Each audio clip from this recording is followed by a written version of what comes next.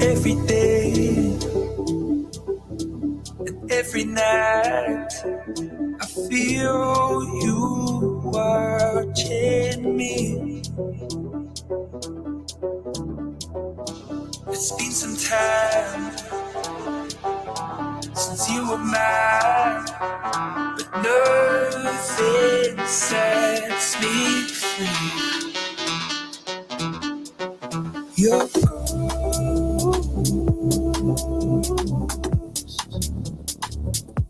follows me, stuck inside my hands like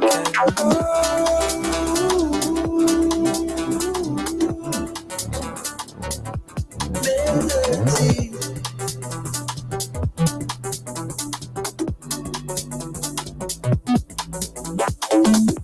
The memories won't come undone.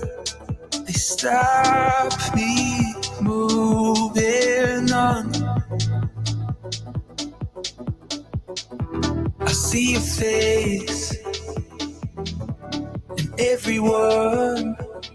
I hope it's what you want. Your ghost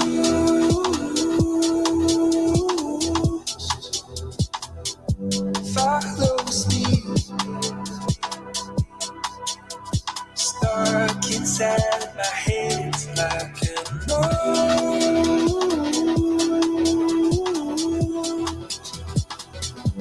melody.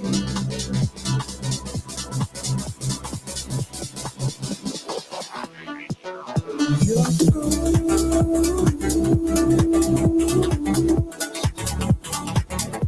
follows me,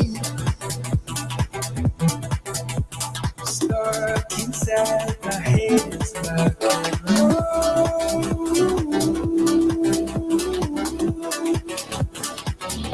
melody.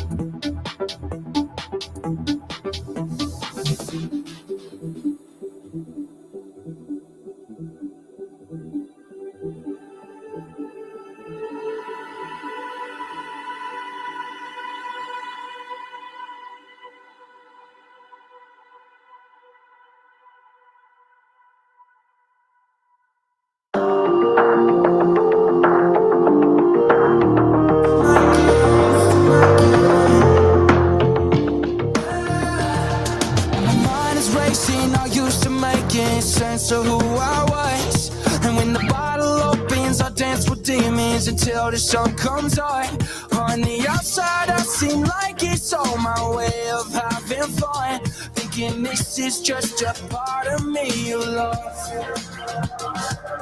It's not my night, throwing up in your backseat. I'm drunk enough to cry, so why do I even try to think that you get it? You say I'm dramatic, you need a better use of time. It's alright if you're walking away tonight.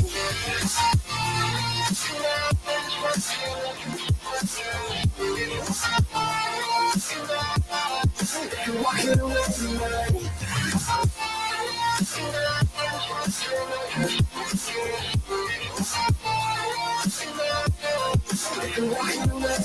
All my judgment is next to nothing. It made me realize, instead of finding something, I'm pushing buttons like it's my state of mind. All you're hearing are my lame excuses, got every reason why, thinking how the fuck you want me in your life.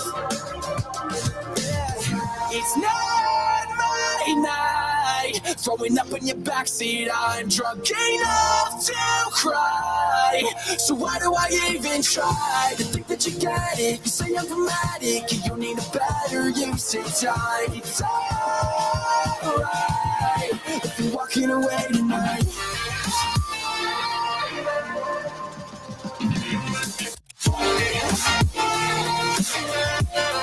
If you're walking away tonight.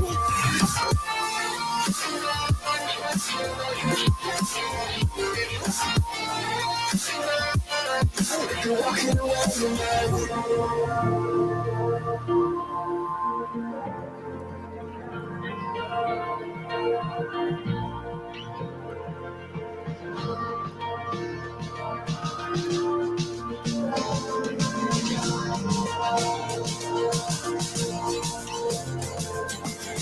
It's not my night. Throwing up in the backseat, trying not to cry. So why do I even try?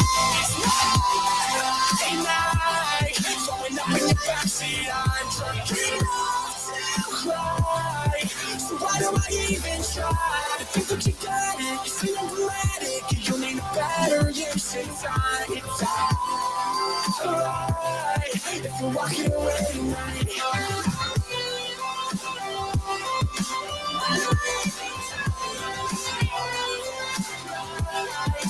Why do I even try to think that you got it? You say I'm dramatic, you need a better use of time. It's alright if you're walking away tonight.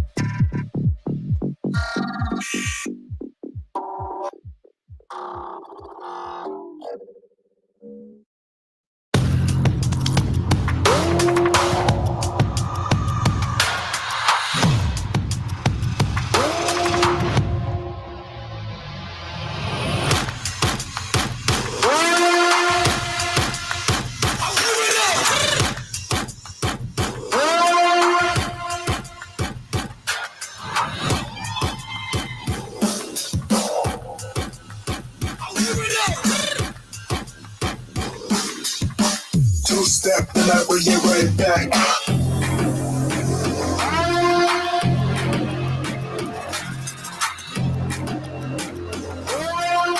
One step, now take it like that.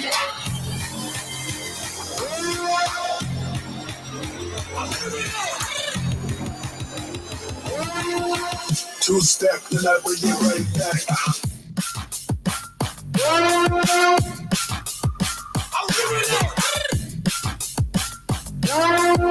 One step, now take it like that.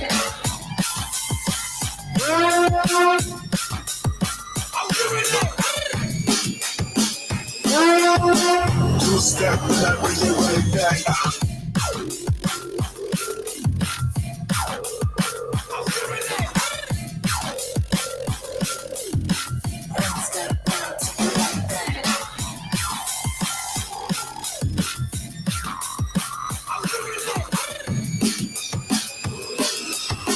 Two-step, and I bring it right back.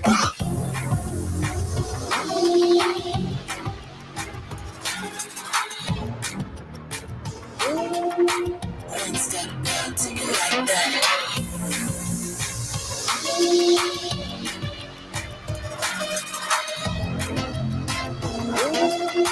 One step, now take it like that.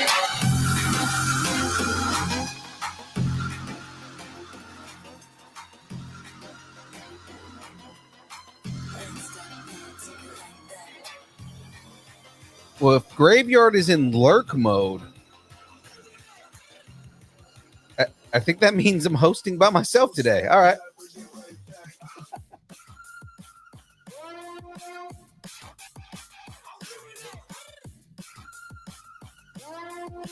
I mean, that's exactly it. I mean, we're seeing faces that we haven't seen in a while in the chat. I'm kind of loving this right now.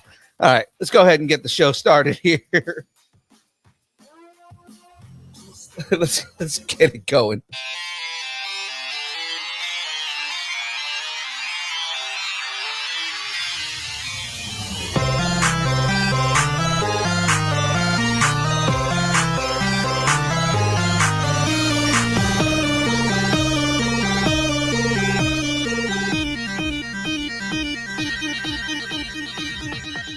Distance nerding. Hey, I'm on the wrong camera again. Yay! That's also the wrong camera. Hello. Boom. What's up, ladies and gentlemen? I'm already off to a bad start. All right, ladies and gentlemen, you are now here. It is now time. It's Thursday. It is now time for the build. See Cam in the chat here. The chat is going nuts. I saw friends. Yeah, when am I ever on camera? Yes, ladies and gentlemen, it is Thursday. It is time for the build. Oh, man. We are going to continue the friends build that I've been doing for the last couple of weeks here, which Sewong is just now noticing that I'm doing, apparently. With that right there, of course, do a quick couple of sponsor plugs, and then we'll bring on the guest here because he's going to be talking about his new kind of, I was going to say product, but it's more than that. It's movement. Let's go with that. It's a movement. Would you agree? I can see you off screen here, so I'm saying, like, you would agree, right? Yep. It's a movement. That's what we're doing here. So, ladies and gentlemen, before we jump into this movement, let's talk about Poddex. Yes, ladies and gentlemen, Poddex are a unique interview question and episode starting prompt in the palm of your hand. So whether you are a new podcaster or an existing broadcaster looking to grow your audience or get more engagement, level up with Poddex. Now, guys, download the Poddex app and use the code NERDING10 to get 10% off your purchase there. Now they have everything from merch to the decks themselves to, of course, all the fun stuff that's within Poddex. We use them for all of our interviews and everything like that. So, guys, check out Poddex. They're great. If you're an interviewer, it's good for helping hone your interviews. If you are a like someone like Aaron Watson, who has to lead like icebreakers with like new employees and stuff like that, yeah, then you can use Poddex as an icebreaker. It's great. Guys. We can go from here. If the channel is brought to you by Poddex, I saved 15% by switching to Poddex. That is great. If the channel is brought to you by Poddex, then you may be wondering to yourself, what brings you Young Phil and all the energy that Young Phil constantly has? I'm going to tell you what it is. Young Phil is brought to you by the deliciousness that is Dubby.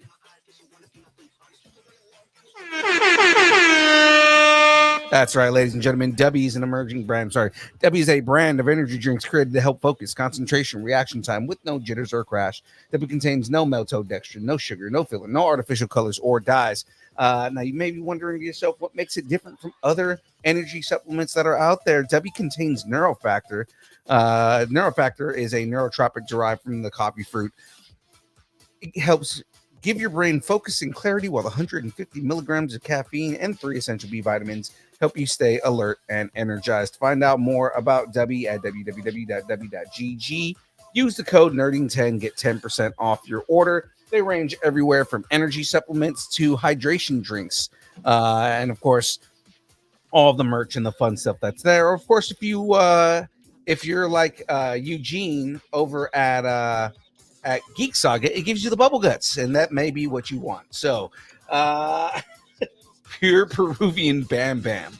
That's exactly why I have all the energy. It's not the W, it's the Peruvian Bam Bam that I've been taking. So that is it right there, ladies and gentlemen. That is how we continue on and continue going. I've got some W here. Haven't mixed it, but I've got it here right there. I'm going with the push and punch. That's just kind of the flavor that I wanted to go with. So, ladies and gentlemen, let's get into this. Let's bring on our guest this week. Very, very fun, very energetic person that we had on a couple of weeks ago now. This gentleman is multi-talented writer, creator, musician, artist, does his own books. He has a multitude of different properties that are out there and coming. Everything from Shadows to the upcoming Nocturnal Rabbit guy, the Forest King, Phantasmagoria, a couple things that are coming in the future. But here to talk about his latest Kickstarter and his latest book that we've got going out, let's bring on our boy Adam Matthew Smith to talk about Hyperforce. Let's get this going. Yeah, getting hyped. There we go. How's it going? I'm good. I'm always good. Excellent. So how number one, how are things, man? How's the books been prior to obviously this Kickstarter here going on? How's everything been going? It's been going great. I mean, we just got through the holidays and the beginning of the year. I just did MegaCon 2024 and did pretty well there. Nice. It was a pretty fun experience. But yeah, we're here at the beginning of the Kickstarter. It launched on Tuesday, so yeah, brand new, man. How so just jumping right into this, how has the Kickstarter for Hyperforce been going so far? Well, we are on day 3 and it's already fully funded to our goal. So we were asking for $1,000 and got that within 24 hours, actually. So that was a really big surprise. Honestly, I thought it would have to be a couple weeks at least. Yeah, I mean, knocked it out pretty fast.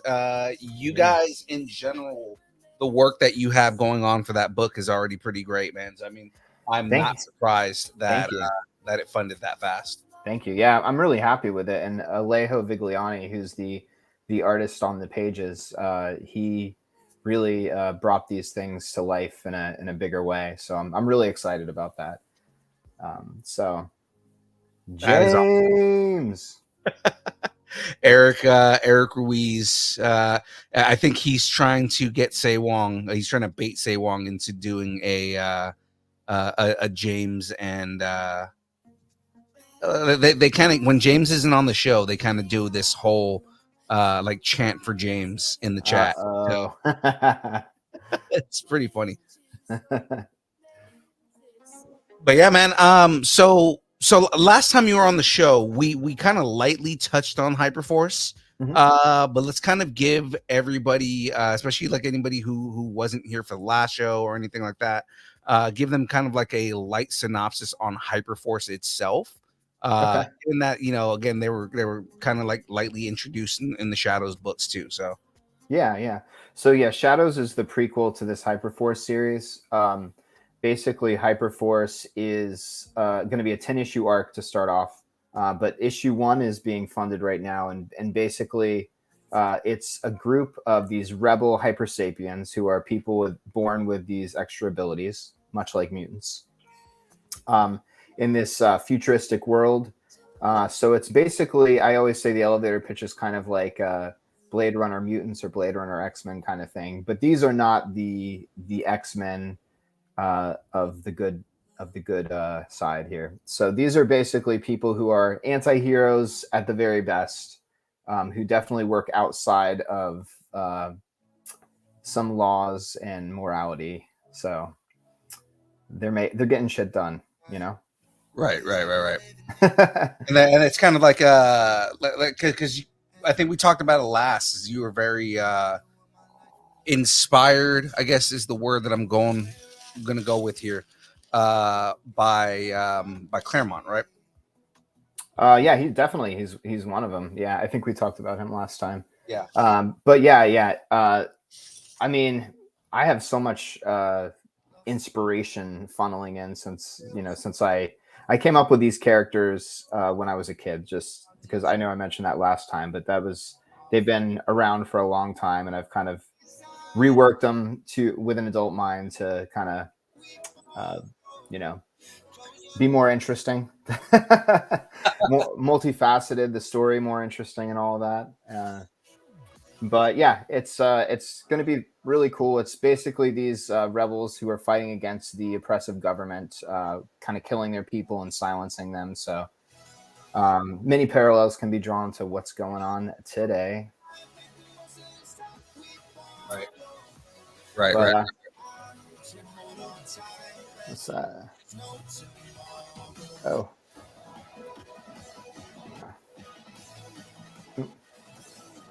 I tried to post a comment back, but it didn't do it. Oh, no worries. Okay. I hear you just face north and whisper into the wind at midnight. The right spot is empty, and then James appears. Oh my God, that is the most Filipino joke ever. So yeah. Oh, looks like Graveyard. Awesome. Graveyard is working an extra shift tonight, so he is definitely not going to be on the show tonight. Working the graveyard. He is working the graveyard. So dang. And you're working on a friend. It looks like the Friends. Yeah. So the Friends apartments. This is what we kind of like got up to last week. Okay, so that's Joey and Chandler's. Joey and Chandler's working on their apartment right now. Okay. Are you working on all the apartments, just like one at a time, kind of thing, or? Yeah, so it's all a part of the kit. They all of them come as I have them all as characters here. They have their own places. They all have their own places. Yeah, that's cool. So basically, the idea is they're going to have their own kind of places and whatnot. You know what's funny about this is I've done a lot of promotion stuff online. But the only two things that I've done that have been like notable IPs have been I did a Wolverine and Deadpool thing, and I've done a Friends thing, which I haven't posted yet, but it's the Friends theme song with my characters. You posted that online, right? Not the Friends one yet. I posted the Wolverine Deadpool one. But yeah, the Friends one I'll post probably next week or something. Man, I was gonna say, man, if you had already had that, I was gonna go and look for it right now and play it on the show because I like it just sounds awesome. Yeah, it's pretty fun. Actually, if you want to play it on the show, we can do a previewing. I can send it to you via Instagram. Yeah, man. I mean, we can do that. It's pretty silly. Your promos are always super creative, man. And I love what you do, kind of the way that you set the promos up and everything. Thanks, man. I have fun doing it. You know, it's I like to play around with formats and stuff like that. But yeah, I just sent it. It's sending, I guess. It's pretty short, but it's just like it's silly. So since I've been on last time, we've have the Deadpool trailer. Right. Oh my God. Yes. Okay. So we're talking about. Yeah, I'm over here thinking about your promo, and yeah. So we're talking about the actual Deadpool trailer. I guess. Yeah. Maybe one thing at a time. I'm all over the place. No, it's fine, man. So no, let's jump into that, man. I mean, so that trailer to me was amazing. We did a trailer react on our other show. I missed that. Okay. I got to get your thoughts on it, man. Kind of like the fact that we didn't get Wolverine in the trailer, like we got a glimpse of Logan towards the end. But just kind of like the amount of jokes that were in it, the way that the jokes went. The pegging joke. That was kind of... Pegging joke was so good, and it's so meta. It is, for sure. You know, because he goes, it's not my first time pegging, but it is for Disney. And he does a little... And then the other super meta joke when he said something about I'm MCU's Jesus. Yes. No, that whole trailer was great, honestly. You know, I'm not surprised about the Wolverine I think it was it called a teaser or a trailer? It was a teaser. Was it a teaser? Yeah, I figured because like we know that Wolverine's going to be in it. Like all the nerds here are like, yeah, we've heard about Wolverine and seen the leaks and stuff. But like, I think the general public didn't know that, you know. So for them, they're like Wolverine, and they're like seeing it or like hearing about it for the first time, you know. Yeah, because like those of us who are in the know, right? Yeah, we were like, all right, what's next, you know? But yeah, I think a lot of people, I think the majority of people probably had no idea that Wolverine was going to be part of it. Hello. What's going on, guys? Look, it's Sergeant Lazos, aka The Geek Saga, aka the wannabe Reacher. Oh dang! Wow. Hey, you know what? It's just because Reacher's got about a foot over me, so you know that's what I try. Reacher is massive, Yeah. and again, very unrealistic because MPs aren't like that. You don't know that. You have not been in my world, so. But I am on here because Phil. It feels like you need a little help because you're a little distracted on your with your toy. I am. we were about to start talking about the Deadpool trailer here, man. Oh, perfect timing then. Adam, sorry. I'm Eugene. I'm with the Geek Saga, and every so often I do come in to help out Phil because Rangers say they lead the way, but they get lost. Choose your words wisely. Ooh. Because if you speak unkind words about the regiment will kill you. You know that, right? They gotta find me first. Oh. That's not hard. It's the regiment. We find harder people to find than you. You just find each other hard. Oh, we do find each other hard. Ooh. All right. So, carry on, Adam. What do you think of that? So yeah, what were your thoughts on the trailer, Adam? Oh, I loved it. I was really excited about it, and there were a couple specific like blips in there that I focused on. The one is I love the whole 20th Century Fox sign on the ground and the dirt behind him. I was like, oh, that's going to be like Deadpool kills the Fox universe, probably. Yes, right. And that's always been the rumor for a while. Like at least that was one of the rumors that we were talking about was that it seems like it's going to be based on Deadpool kills, but it's like him killing the Fox universe. Yeah, I kind of heard about that, but I feel like that kind of almost solidifies it with that image of that on the ground. It's like, oh, this is happening, you know. I love the fact that they were bringing over the TVA. Yes. That was cool. So it's like finally, it's like confirmation, you know, that they're actually crossing over. And he looked at Captain America and the monitor and saluted and everything. Like, you know, he's part of it now. He's Marvel Jesus. So there's that scene where he's in the snow, and I'm pretty sure that's Age of Ultron, right? Where he's going back and changing things. Right. That's the speculation right now, is that he is going to be traveling through different scenes within like Marvel continuity. That would be awesome. And it's just solidifying that he's a part of the Marvel continuity. Now, another kind of swerve is that we've been speculating and saying that we think that Sinister is going to be the main villain in this. Really? Yeah. That would, you know, it wouldn't be completely out of the blue because, I mean, he was kind of hinted at the end of Logan, and I think New Mutants. Yeah, it was like an Essex type thing. The boarding school in Deadpool. Oh 2 right, yeah. House for the Essex house. You know, that's true. Yeah, I forgot about that. And you know, actually, when I was watching Deadpool 2, and I've seen it multiple times, but like every time I watch it, it's like that one guy totally could have been Mr. Sinister, like the old like headmaster. It's like The only thing that was missing is that nobody called him Nathaniel at any point because it's like, Mhm. he has to be Nathaniel Essex. Right. No, I definitely don't think he was Mr. Sinister or supposed to be, but it's like he could have been. I mean, the way he looked was like, super creepy. And Right. but I've heard rumors that Henry Cavill or Cavill, I don't know, that he's going to be Mr. Sinister. Well, the rumor right now is that Henry Cavill's going to play Cyclops. I think he'd be perfect for Cyclops, honestly. But I mean, I've been saying that for a long time. But when I heard about the Mr. Sinister rumors, I was like, wow, that actually, it's not something I would have thought of to cast, but I can see him doing it. And I think it would be cool because he's usually like this completely other type of character. Right. So I don't know. I mean, if he is cool, if he isn't cool, but I mean, I think he'd be a really good Mr. Sinister, actually.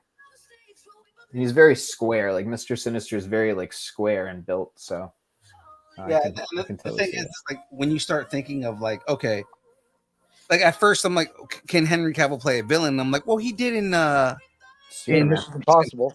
Oh, yeah. that's true. Yeah, he That's did pretty it good. well in Mission Impossible. Yeah. He did. So yeah. I don't know. I don't know if I would want to see him in the MCU since he's working so hard on Warhammer. Yeah. I mean, I think he signed some sort of deal I saw with the MCU or something was signed. So Yeah. Cyclops seems like the obvious choice for him. I've also heard Sentry. I mean, I've heard a couple different things for him, but Actually, I heard Sentry also. That Yes. I could see him doing. Sentry just got cast. They just recast Sentry because right. The one guy dropped out. he dropped Oh, that's right. It was Yeah. it was supposed to be Stephen Yoon, Mhm. right? right. Mhm. And now it's oh my god. I'm trying to blank on his name, but I could see his face. I forget who replaced him, but yeah, it was. Yeah, so he's not going to be Sentry, but I did hear his name kind of floating around. But that's what they do with all these guys. Like Ryan Gosling's name's been floating around for a long time. Is he going to be Nova or Silver No, Surfer? Gosling specifically has already came out and said that he wants to play Johnny Blaze. Okay, I could see that. Yeah. That actually could fit. That'll probably happen then. Yeah, especially that's the one that he wants to play. He wants to play Johnny Blaze. What Gosling wants, Gosling gets. Love Hollywood. Right. Well, since he's hotter than ever right now because Right, of yeah, he's on fire. Barbie. Yeah, he's totally on fire. It's like holy Yeah, crap. no, I am the hot goss. So, yeah, Deadpool. I specifically thought of you because you love Deadpool. That when that trailer came out, I'm like, I wonder if you thought it was really cool. But I enjoyed it. Like, Yeah, Have you guys seen somebody did the what do you call it? Deadpool and Wolverine in Legos. oh really? Yeah. They did the trailer all in Lego. It's actually That's pretty awesome. fun. nice. Is that on YouTube? We can check Yep. it out later. Cool. Yeah, it's on Yeah, YouTube. definitely watching that. It's just titled Deadpool and Wolverine, but in Lego. Official teaser. That makes it even better. It's like, but in Lego. You'll appreciate this. So you know how Hugh Jackman retweeted or whatever reposted, and it says Wolverine an asshole as the title. Is Um, Wolverine an asshole? What's that? What was it? Is Wolverine an asshole? No, Wolverine. Hugh Jackman reposted. He said Wolverine an asshole after Deadpool and Wolverine. The trailer came out and everything, and then Hugh Jackman fixed it, and then it says Wolverine an asshole instead of Deadpool and Wolverine. Oh, okay. So he posted that, and then I was like, oh, that looks wrong. So I photoshopped it and posted asshole and asshole. And Rob Liefeld liked it. Oh, nice.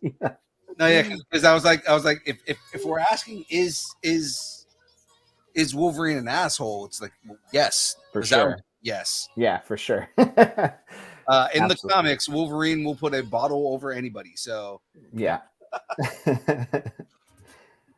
Yeah.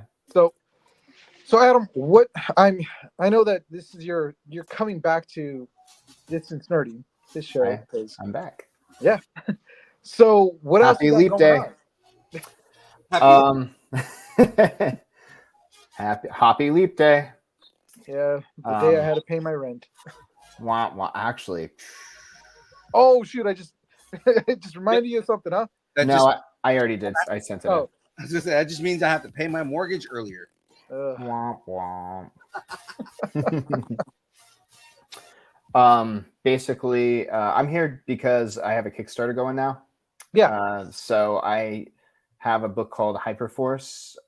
It's a series, and so issue 1's going right now for the Kickstarter. And I was listening earlier, and you said that it got funded within 24 hours. Yeah. Yeah.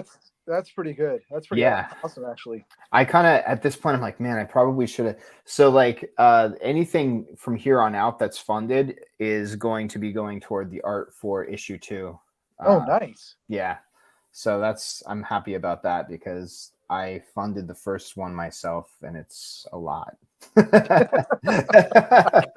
can only imagine to try to fund your own comic book. Man, that's just Yeah. nuts. So with how fast the funding went, I was like, man, maybe I should have made the goal a little higher. But you know, it's people can still donate.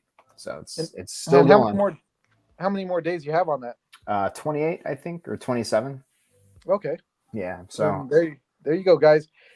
Get over there to Kickstarter and just keep tossing in there because you'll get number 1. But of course, if you want number 2 to come, then there you go. number 2 has got to be coming soon. Yeah. That- Toss What? more money in there because that just means that it helps out for the next book. That's right. That indeed. Yeah, but that's what's going on right now. MegaCon was really good. Where was MegaCon? So that's in Orlando. I live in yeah. Orlando. I wanted to go to that so bad. I had we talked to the guys over at when we were in LA Comic Con. Talked to the guys over at the Roosevelt's, the shirts, awesome shirts. But they're like, yeah, you got to get to MegaCon, and I'm like, you're gonna pay for us to get out there? We'll definitely go out. It's there. expensive too. Well, especially as a vendor, but yeah, it's the prices aren't cheap. Parking's not cheap for sure.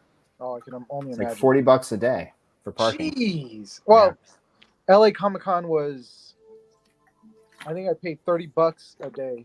I mean, it was only $10 cheaper. Okay. So, and that was 3 days. But damn, that sucks. $40. So, how did that go for you? It went really well. It was a lot of fun, but MegaCon is unlike some Comic Cons. MegaCon's like everything con, so it's like the fandom for everything you can think of. It can be any genre, any character, any whatever. So it's not just like specifically comics. So it gets super. I mean, there's like a bunch of Mario cosplay. There's like everything, like Wicked Witch of the West from Wizard of Oz, like all sorts of fandom. So a couple David Bowies I saw. I mean, Ooh. Nice. pretty cool. Yeah, so it's very cool, but a lot of people were like, man, this is so overwhelming. And it was not my first year there, but I'm usually like in a booth, so I'm like behind, like staying mostly in one place.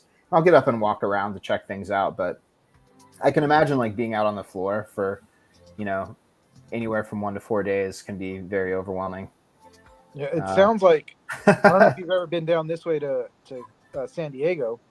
No, I do want to go to San Diego though. So, like, well, I don't know what it was like this year, but I know that in the past years, like, the con used to be just in the convention center, and now it's spilled out into the streets. Like it went to the outside of the convention center, then it spilled out into the streets of that whole area around there. So you got like different bars and restaurants that are all putting on panels and like having all kinds of other signings and stuff like that.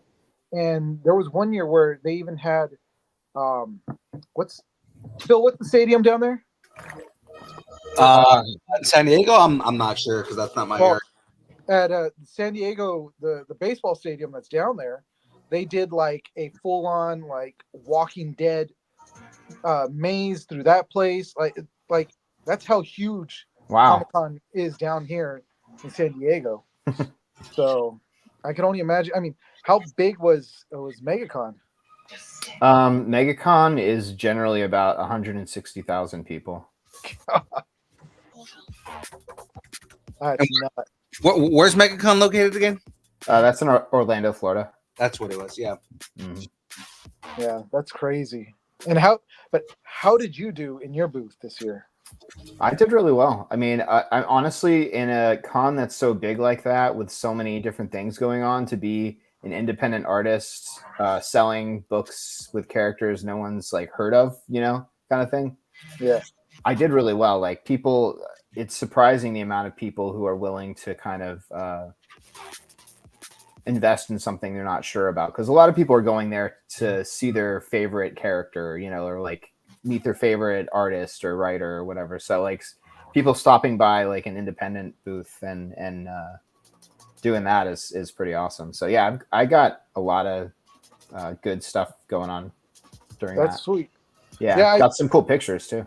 When I go to the cons, and it doesn't matter which con I go to, because there's so many over here in LA. I generally like to go down Artist Alley and look at the independent comics. Yeah. Because, and this is just my feeling, and I'm sure the chat's gonna blow up and be all like, "What?" But when it comes to like Marvel and DC comics now, I've kind of gotten turned off by them.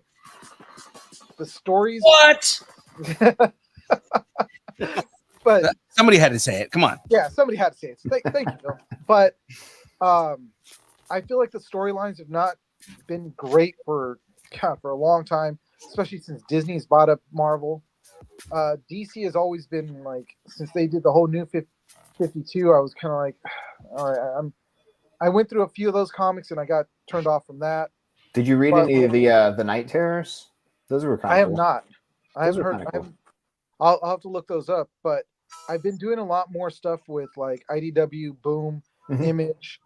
All their titles have been really well written. The artwork's been really good. So that's where with those smaller ones, or I'll go and look for the independent guys to see, hey, what do you got? What's new, or what's your story about? I think even at this point though, like IDW and Boom and Dark Horse and those labels are much bigger than they were even 5 years ago, or definitely 10 years ago. Like they're not like the top, the main two, but they're indie, I guess, but I wouldn't even consider them indie on the level that maybe some others are, like Black Box Comics, or like, so there's some like really indie labels, yeah, IDW, I mean, they have Sonic the Hedgehog and Godzilla and Ninja Turtles. I was gonna say they still have Ninja Turtles, so I mean, like, yeah. I mean, they got some pretty big IPs. And then like Boom's got Mighty Morphin Power Rangers. Power Rangers, yep. I mean, so they definitely have their IPs for sure. Yeah, but I just like, I've been getting more recently. I've gotten back into actual comics and actually collecting them, and actually starting to read stuff, not just collect the old stuff that I used to have that got destroyed. But I'm still out looking for like something that's going to really catch me and pull me in. And right now I've got like Something's Killing the Children, which is a great book. That's I've been hearing that name pop up more and more, man. Yeah, that's really well written. I like the artwork and everything in there. Kanto was another one that snagged me in, and that's because I met the writer David Boer, and those are really the only two so far. That, and then there's another one that just came out, or it's on its third printing. It's What's Beneath the Trees. Okay. Or something like that. I can't remember. It's like it rhymes all together, but it sounds familiar. Yeah, what's seen underneath the trees or something like that. I just got number 1, so I got to read it. Actually, I'll go pick it up from the store. But I'm still looking for something, because it's the collector in me that wants to collect comics now. I've got the itch, and my wife said, "You can buy comics." I said, "All right, I'm done. I'll go for it." So. But I'd like to, look into your comic and see what it's like, because it sounds actually interesting. 'Cause like I said, I was listening to you guys. Dude, yes. So we've read the first series, Shadows. Oh man, it's worth it. I'm telling you that right now. Thanks, man. I I appreciate it.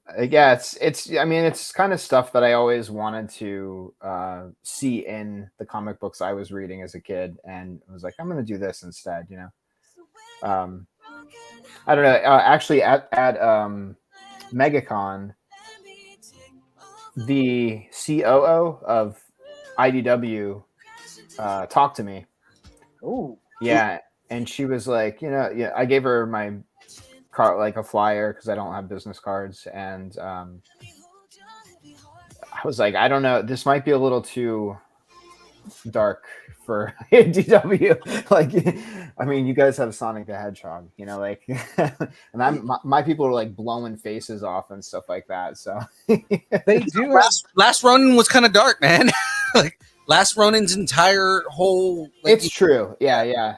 It's true. Last Ronin is dark, but Ninja Turtles really was dark in the beginning, like before, like the original comics and stuff.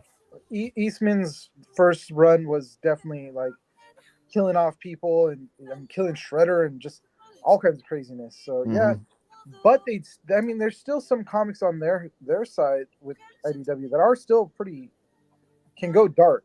I mean, shoot, you got one that's called From Hell. That's true. Yeah. And that's not really what I think about though when I think about IDW, but it's true. And what she said to me was that they recently launched like an imprint of their label where they specifically do like more adult titles. I'm like, oh, I didn't know. I didn't realize that. But it's like Vertigo, Yeah. Well, right now, what I'm releasing Hyperforce through is an imprint of an indie label called Lesser Known Comics. I don't know if you've heard them, but it's a lot of really cool indie artists and writers online. And Apollo City Comics is the label that I'm on, but it's like the imprint of Lesser Known Comics. So they've put out a few anthologies, and I'm the first single creator book that they put out. So this is nice. They were very happy that we what's that? A foosball table. Wow, that's Legos have gotten so intricate since we were kids, No, I've actually built that set, Phil. Yeah, and I also built the Seinfeld set. Ooh, yeah, that one's actually really cool. The Seinfeld set, that'd be cool. Yeah. So I'm way ahead of you, Phil.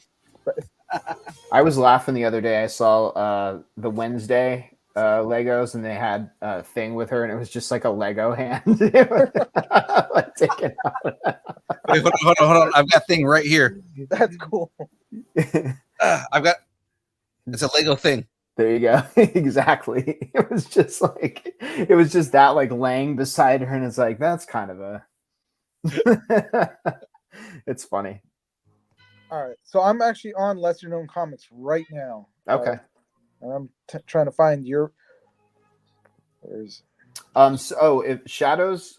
The graphic novel I put out was on Amazon. Oh, okay. Yeah, so I self-published the first one. Actually, that's going to be republished under Apollo City Comics this summer, but it's technically the prequel. But I can tell you, like, I've used a lot of generic words, like shadows and my name, Adam. So, in order to find it, you have to type all the. That's why I call it Shadows graphic novel and not just Shadows, because it makes it easier to access. But all right, I'm looking it up right now. Let's see. Shadows graphic or the Shadows? Just Shadows. And it's funny, when I was coming up with the name, people were like, aren't you going to do something more descriptive? And I'm like, no one has gotten Shadows. It's the Shadow, there's Shadow, whatever, this and that, but no one has just done Shadows. And I think I know why now. No one can find it. Yeah. I'm looking at it and it's like the Shadow. Right. Shadows, Dark Shadows. What we do in the shadows. Yeah. What we do in the shadows. Yeah. Yeah. So when I rebranded, it's going to be called Shadows Hyperforce Rising. So it's like a more specific. That would be good. I should have done that to begin with, really. But it kind of gives something away. But I guess it doesn't matter anymore. Because there's a Hyperforce book out. I'm gonna have to get a link from you because I'm like I cannot find it. I'd pick it up right now. So I can Let's read it. see. Yeah, I'm just gonna put in the chat.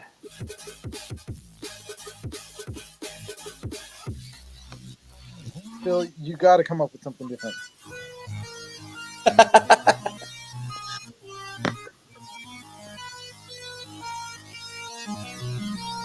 I don't think I can put the link in the chat, can I? It should pull it up. Let's see here.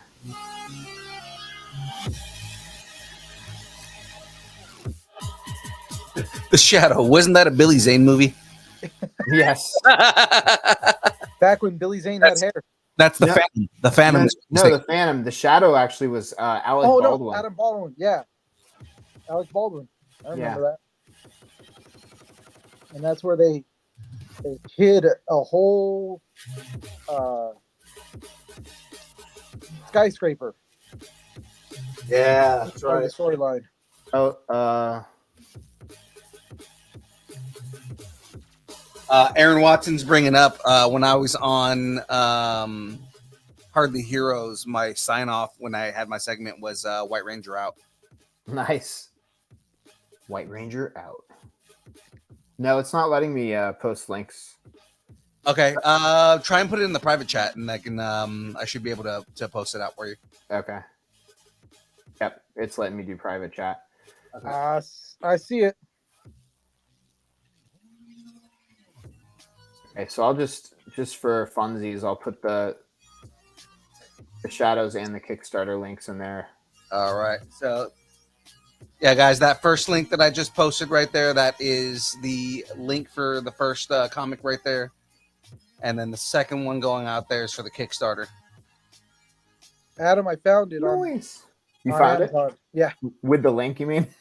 No. Actually, Oh. I typed in what you had said, so I typed in the whole thing: Shadows, graphic novel, Adam. Really buried Mask- down there. Yeah. See how many characters it takes to type in before it actually pops up. All of them. It took all. Really But it is It in my varied. cart. I am going to buy it. I'm going to actually read it. There you awesome. go. Thank you. I No appreciate problem. it. I'm always open to like supporting everybody that's out there as far when it comes to like the independent stuff. Because I mean, myself and Phil both know that doing all this stuff, it's like we get to meet a lot of really cool people, and also we get to hear about a lot of these cool projects that you guys are doing. Yeah. And if we're not supporting you, then how can we tell somebody else, hey, go support them, go give them some cash? Fair. So, Fair. to me, it's I want to support you, so it's like, you know, then I can actually say, hey guys, look what I got. Get over to his, you know, Get it too. Yeah. yeah, it's the way I am. That's cool. It just I makes it appreciate it. easier. It just makes it an easier, especially on his show. It makes it an easier suggestion when he's like, "Hey, I just read this book. It's awesome." Especially because he does do a pull list on his show. So Nice. Well, Yeah. yeah, you'll have to let me know what you think about it when you're done. If you totally hate it or if you enjoyed it. we got to get Matt Aguilar back in here if he's not in here anymore. If you don't recognize that name, Matt Aguilar is the guy who reviews all the comics over at comicbook.com. Yeah, I'm familiar with that name. Yeah, so if you picked it up at the very beginning of the show, there was a guy that said that his name was like Defender of Oa. Okay. Right here, Knight of Oa. Okay. That's Matt Aguilar from comicbook.com. Nice. A good friend of ours. Very cool. That was actually one point of the MegaCon experience that I was a little bummed at was I was taught there were these two people who just came up and they were kind of talking to me about actually one of the people was like, oh, I don't even really like comic books. I like anime. And I'm like, oh, that's interesting. And like, why are you talking to me right now? Like, I don't need your feedback. Carry on, move on. Comic books suck, man. Tell me more why you don't like comic books. Yeah. But anyway, so like these two people are talking to me, and I saw at this very moment, Chris Killian of comicbook.com was walking by. I'm like, but. You're like, I'm dealing with this manga anime lover over here, and I just missed my chance. Yeah, and if you like manga, if you like anime, that's awesome. But like this guy's like, and here and another thing, and I'm like, oh great, and like my like how ironic. And then Chris Killian's walking by like, hang on, guys, you know. Oh man, that's funny. Yeah, kind of. It wasn't in the moment. So I know this is something that Phil and these guys usually ask. I mean, and maybe they asked you last time, but what is it that you're, besides your own comic, what else? What are you geeking out on? I know it's going to be a long list. Like movies, TVs, whatever your comic books you might be reading. Well, I was going to say the real question is, what is he not nerding out on? Oh, nerding out on a lot of stuff for sure. No, I did mention Night Terrors. That's good. I mean, there's a few comic runs, but I'm kind of with you where I'm not totally fascinated with the big two right now, you know. But I am looking forward to Deadpool. I'm nerding out about that. Looking forward to the Deadpool movie. That's going to be like my No Way Home. I mean, I liked No Way Home, don't get me wrong, but this is this kind of the same thing where they're kind of, you know, it's a fan service in a way, like bringing back the Fox X-Men to do it right kind of thing, or whatnot. But, you know, honestly, Deadpool's always gotten the costumes more accurate than like any of the other movies. Like, absolutely, hands down, Juggernaut, Colossus, Deadpool, Wolverine. Now, well, what's going on? I think it's because you got Ryan Reynolds, and this is a labor of love. Oh yeah. Compared to all the other ones, were like, yeah, I'll direct it because it's MCU, and I'm going to give it my twist. It's like, well, we don't want that. Right. But yeah, I mean, as far as like stuff I'm nerding out on, I've been watching that Resident Alien show. Oh, I love that show. It's a fun show. I like it a lot. Yeah. And that's a Dark Horse. That's a Dark Horse property. I love Alan Tudyk. He's funny. Yeah, dude. He's. I mean, I've always liked him. I really started liking him in Strangers with Candy. I don't know if you ever watched that show, but it's it's an old like cult comedy show from Comedy Central in the 90s, and he played this cult leader, and it was very funny. Everything Alan Tudyk does is gold.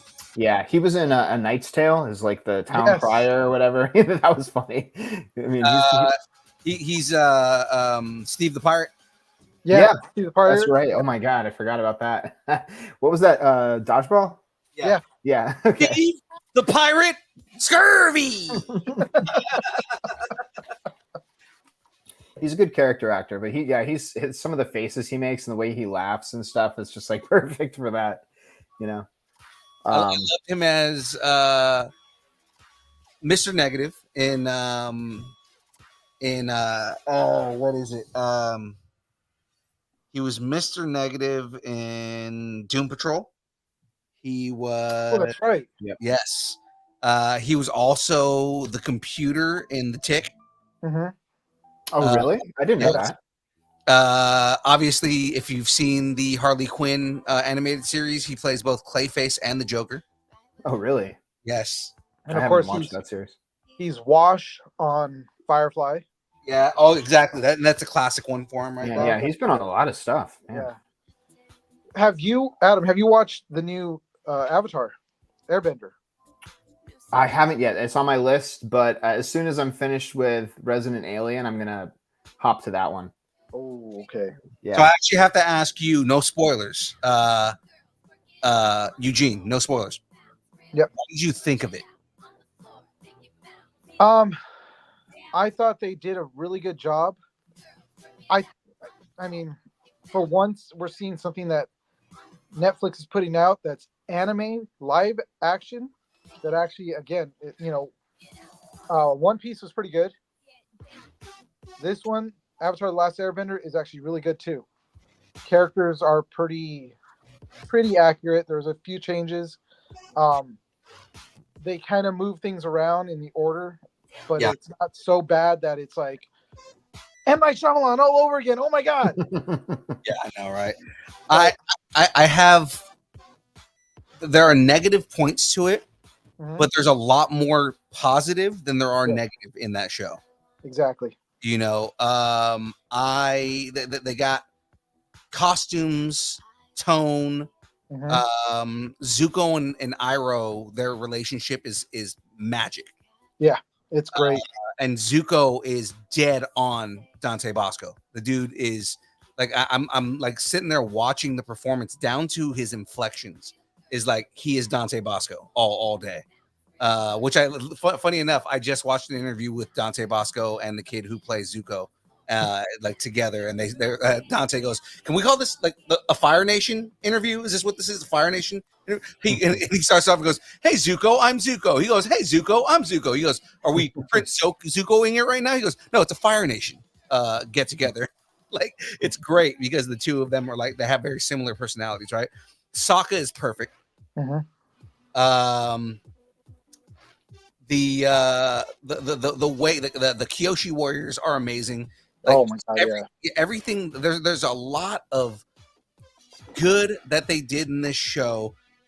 My one negative, again, I don't want to give too many spoilers, but I mean, like, my one negative is not the actor that played Aang, because I think that he looks and sounds and acts like Aang in a lot of the scenes, but they Yeah. made him so fucking depressing. Mm. And Well- it be having fun aside from all the depression. Plus, they made everybody hate Aang, and it's like, I didn't like that, but you can fix that in the second season easily. Which I'm sure they're going to, because we're gonna get book 2. We're You definitely better getting get book 2, man. I need Toph Beifong hard. it. Yeah. Whoa. Yes, I meant it the way it sounded. All right, Michaela Jill Murphy. You heard me say it. Oh. Friend of the show, Michaela Jill Murphy, the actress who plays Toph. She's so wonderful. I love Michaela. She's awesome. All right. She's got the best sense of humor. Thank you But much. I mean, like, Toph Beifong is my favorite character in all of Avatar. So I need that character. And then the context, because they introduced Azula in the first season, which if you know the show, she doesn't get it introduced Yeah, so- in season 2. Yeah. They introduced her and her little crew. And it's all to give context to what's going on. Plus, oh my God. Okay. Again, not to say Phil, everything's going I'm on. gonna spoil it for Adam. You're starting to give away just more. I'm just saying the Agni Kai is amazing. I'm just gonna leave it at that. Okay, let's Okay. leave it at that because Yeah. you're telling me not to have spoilers, and then you're like, and then there was just one. I'm thing, building and then- excitement. I'm not giving things away. I'm building excitement. Yeah, I'll watch it. I'll watch it soon. I'm almost done with season 2 of that show, so I'm gonna pop over okay. real soon. So we talked a little bit of comic books, Mhm. TV show. Is there a movie what was the last movie you've seen that you're like, oh my god, you should go see this? Last movie, Deadpool 2. Deadpool 2. Is that what you said? Yeah. I can't remember the last movie I watched, and I was like, wow. To be honest, And that's kind of I mean- sad too. it is kind of sad. Actually, I might get hate for this, but I actually really enjoyed the Barbie movie. I thought that was a really good movie. That movie is fucking amazing. I don't care what anybody says. Yeah, I mean, I think it had people like to shit on it, but I mean, it's got a lot of layers to it, and I think it definitely achieved what it was set out to do. So Yeah, I agree with both you guys. I mean, I'm not gonna say that it was the greatest, but it had a lot Yeah. of good moments.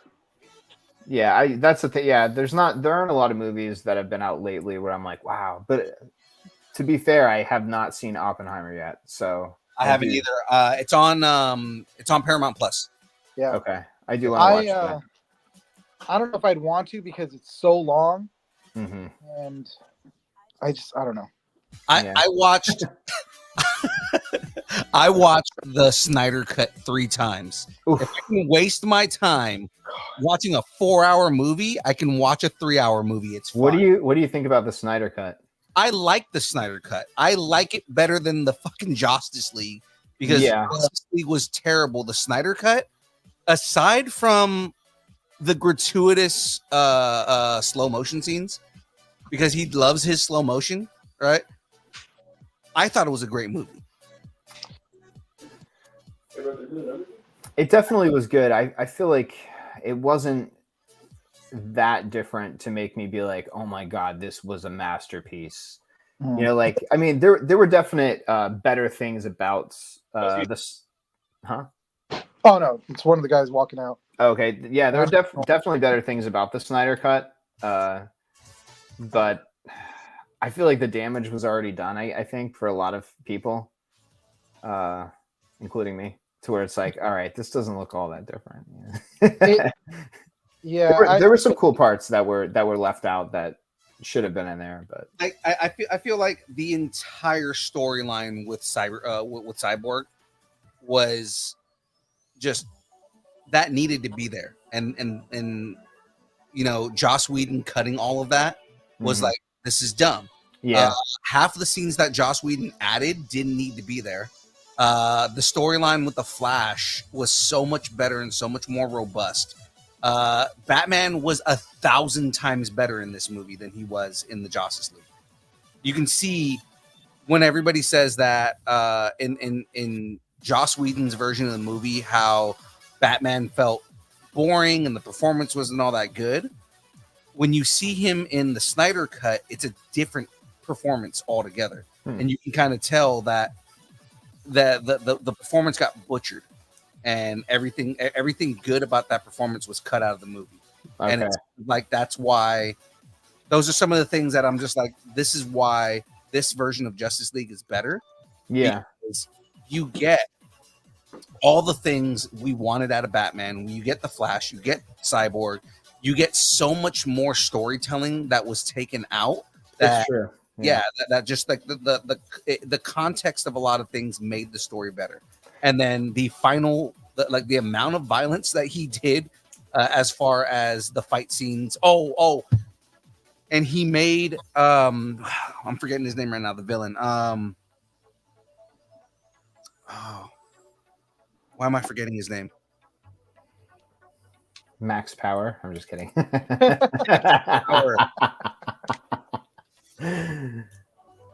God, who's the villain? I don't even remember. That's how unforgettable that movie was. No, but it made him Dark Side. Darkseid. Steppenwolf. Steppenwolf, yeah.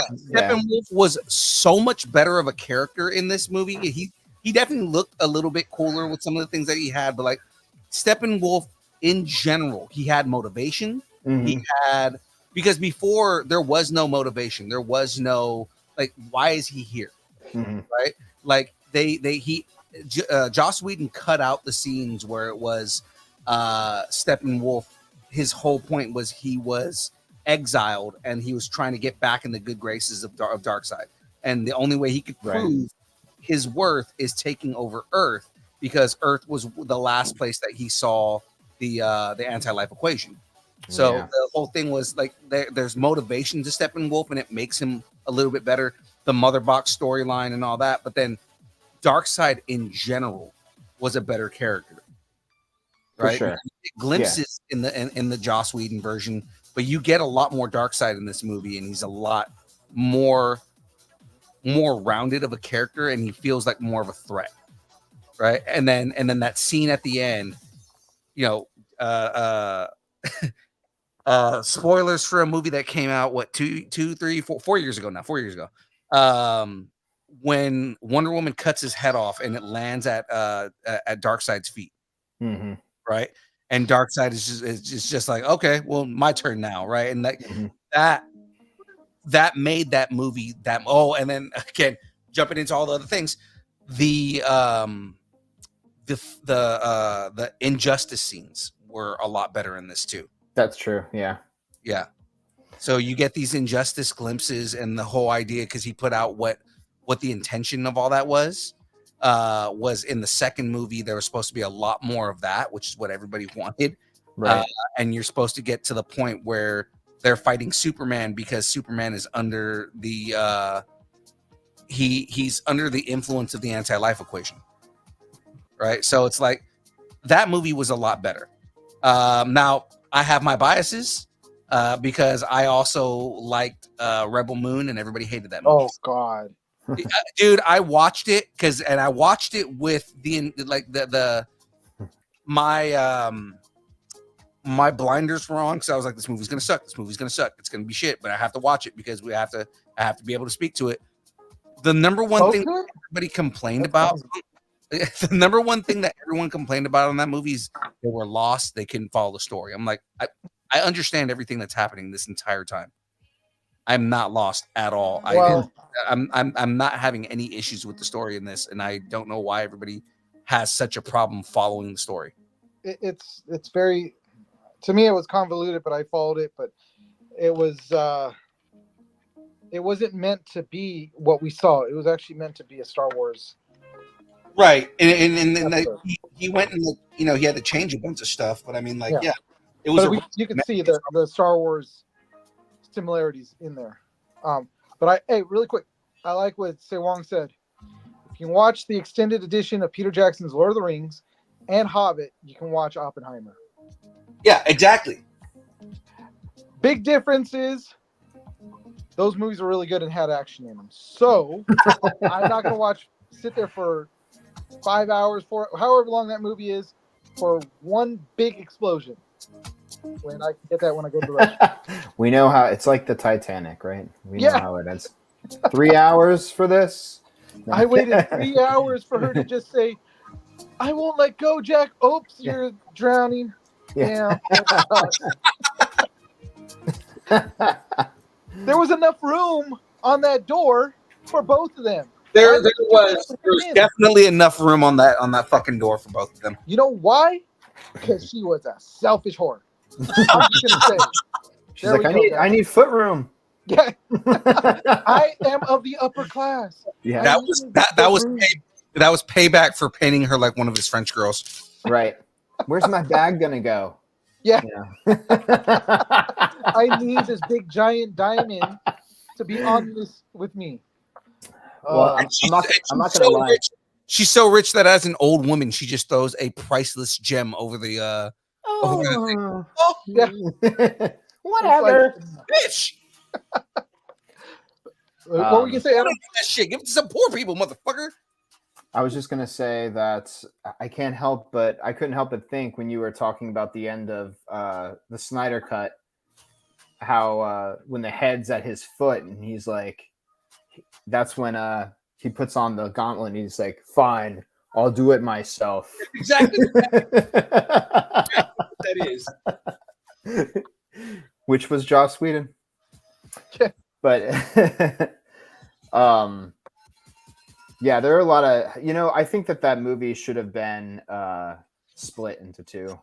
I really do. It should have been. I think he would have had he released it the way he wanted to. Yeah. And that's a bummer. Yeah. Oh well. Yep. We'll never know. You never know. Well, I mean, part of that issue is you have Warner Brothers, who is like, okay, well, we don't have faith in our creators, so we're gonna put our hands in the cookie jar.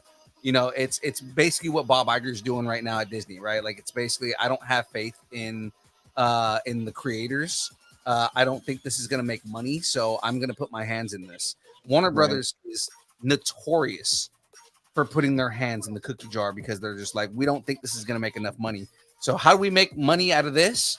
Oh, let's get Joss Whedon. He's made $1 million franchises, and he changes the tone, and it's like nothing matches. You're basically hodgepodging a movie together. So that's where that got fucked.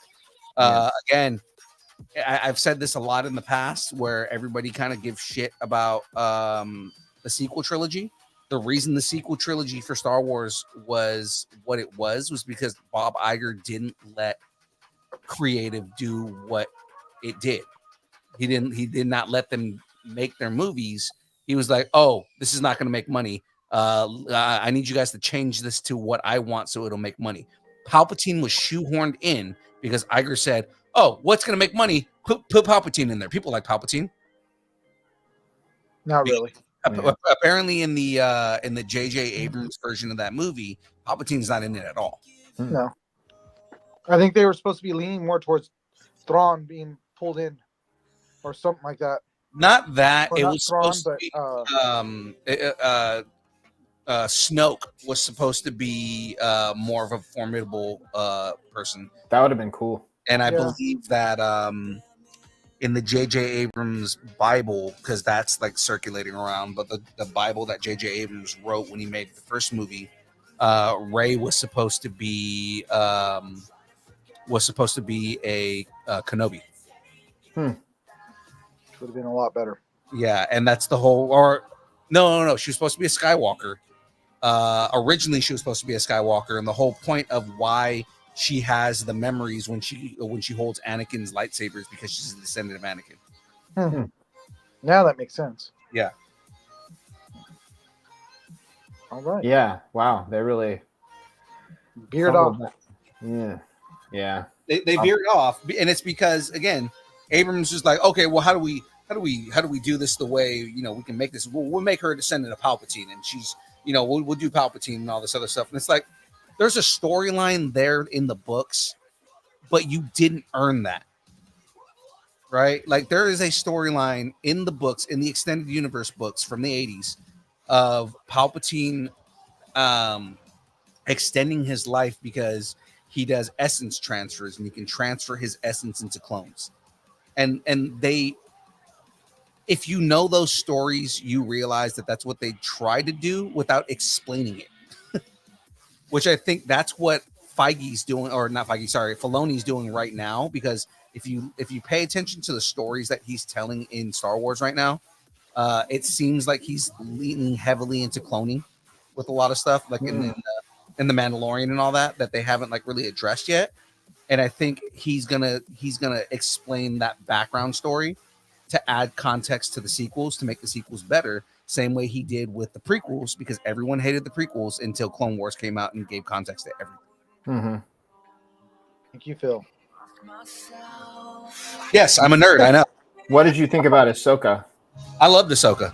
Yeah. I love that Ahsoka was good. Yeah, I love that they did Heir to the Empire, and Filoni proving that he's one of us by saying let's take these stories that everybody's upset that Disney got rid of, and let's make them a part of Star Wars canon again. Yeah. Right? The Empire and Shadows of the Force. So it's like because there's elements to both of those in this storyline. Absolutely. So I'm very very excited to see where it goes. Because remember, Shadows of the Force was Jedi from other universes coming to invade the Star Wars universe, Right. And they basically laid the groundwork for that.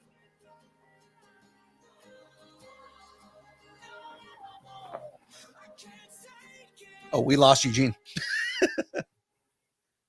This is what happens when you're in the military still. Eugene. He's gonna come back and go, sorry guys, I gotta go. He's getting arrested. He's an actual MP and he's actually like working right now. Oh wow. I didn't know if it looked like he was in a base. Yeah, he's on post doing this. Whoops. It's all right, man. So before I went on this Star Wars tangent, we were talking about DC, and the DC tangent was because of the Avatar tangent. I don't know. I'm just We're talking about all of it, just going into like nerdy tangents, right? Nerdy stuff, yeah. Yeah, I'm looking forward to Deadpool, and I'm looking forward to I think there's some stuff coming up that's going to be pretty good.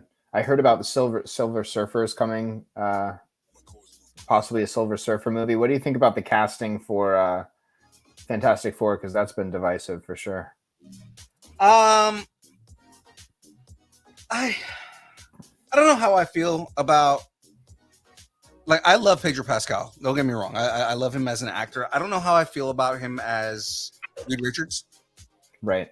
That's me. I feel like we're getting a little bit too much Pedro now. Yeah. It's oversaturation of Pedro because he's everywhere now. I agree. I mean, I'm all for, you know, us getting more representation, and you know, a Latino actor getting the type of representation that, you know, other actors have gotten for so long, right? Like he's not being treated like a Latino actor; he's being treated like a actor, which is amazing. That's great. Right. Absolutely. But I don't know. I feel like he could have been better utilized with a different character. I agree. I really feel like John Krasinski killed it as Mr. Oh. Fantastic, Hell yeah. and I think that should have carried on. He just didn't want to do it. He didn't want to sign on for the contract. Yeah. But yeah, I agree. Like I love Pedro Pascal, but as Reed Richards, I mean, I'm sure he'll do a good job, and you know, we'll love him as Reed at one point. But it's just one of those castings. It's like Yeah, Some- I could see Pedro maybe as Doom. No, Cillian Murphy. Cillian Murphy. Yeah, Dr. Doom. I know, but even when I heard that, I'm kind of like, I guess, but I don't know. I've been saying for years that if they cast Dr. Doom, Cillian Murphy should be the number one casting choice for that. Just because Totally.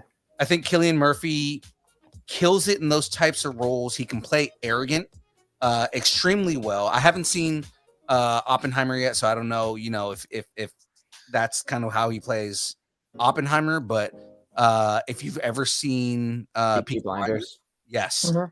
Peaky Tom- Blinders, Tommy Shelby. yes, That's a Tommy great Shelby, 100%. Yeah. Is like the embodiment of that type of character. Yeah, absolutely. I know he can do an American accent. Every American accent he's done has been amazing. Question is, would he try to create a Latvian accent out of nothing? You know, you're an Eastern European king. You can make up an Eastern European accent, and I know he could do it. But like that plus Dr. Doom to me needs to be somebody who, under the mask, is ridiculously handsome, which I think Cillian Murphy has that. That's Killian. Yeah. And the whole reason with that is because he needs to be an arrogant bastard that is so, you know, overly vain with himself that a small scratch on his cheek means he's disfigured to himself. Because that's basically what Dr. Doom is, right? Dr. Doom is so vain that, you know, when they finally did that face reveal in the comics and he had the small scratch on his cheek and he said that he was disfigured because of that, that says so much about the personality that Dr. Doom has. Yeah. Well, really quick, Adam, have Yes. you ever thought, like, when it comes to your comic, like, if they were to make a movie about my comic, who would I want to cast as some of these characters? Oh, have I thought about it? Yeah. Hang on one sec. Oh, he's already got something for it. Oh, nice. All right.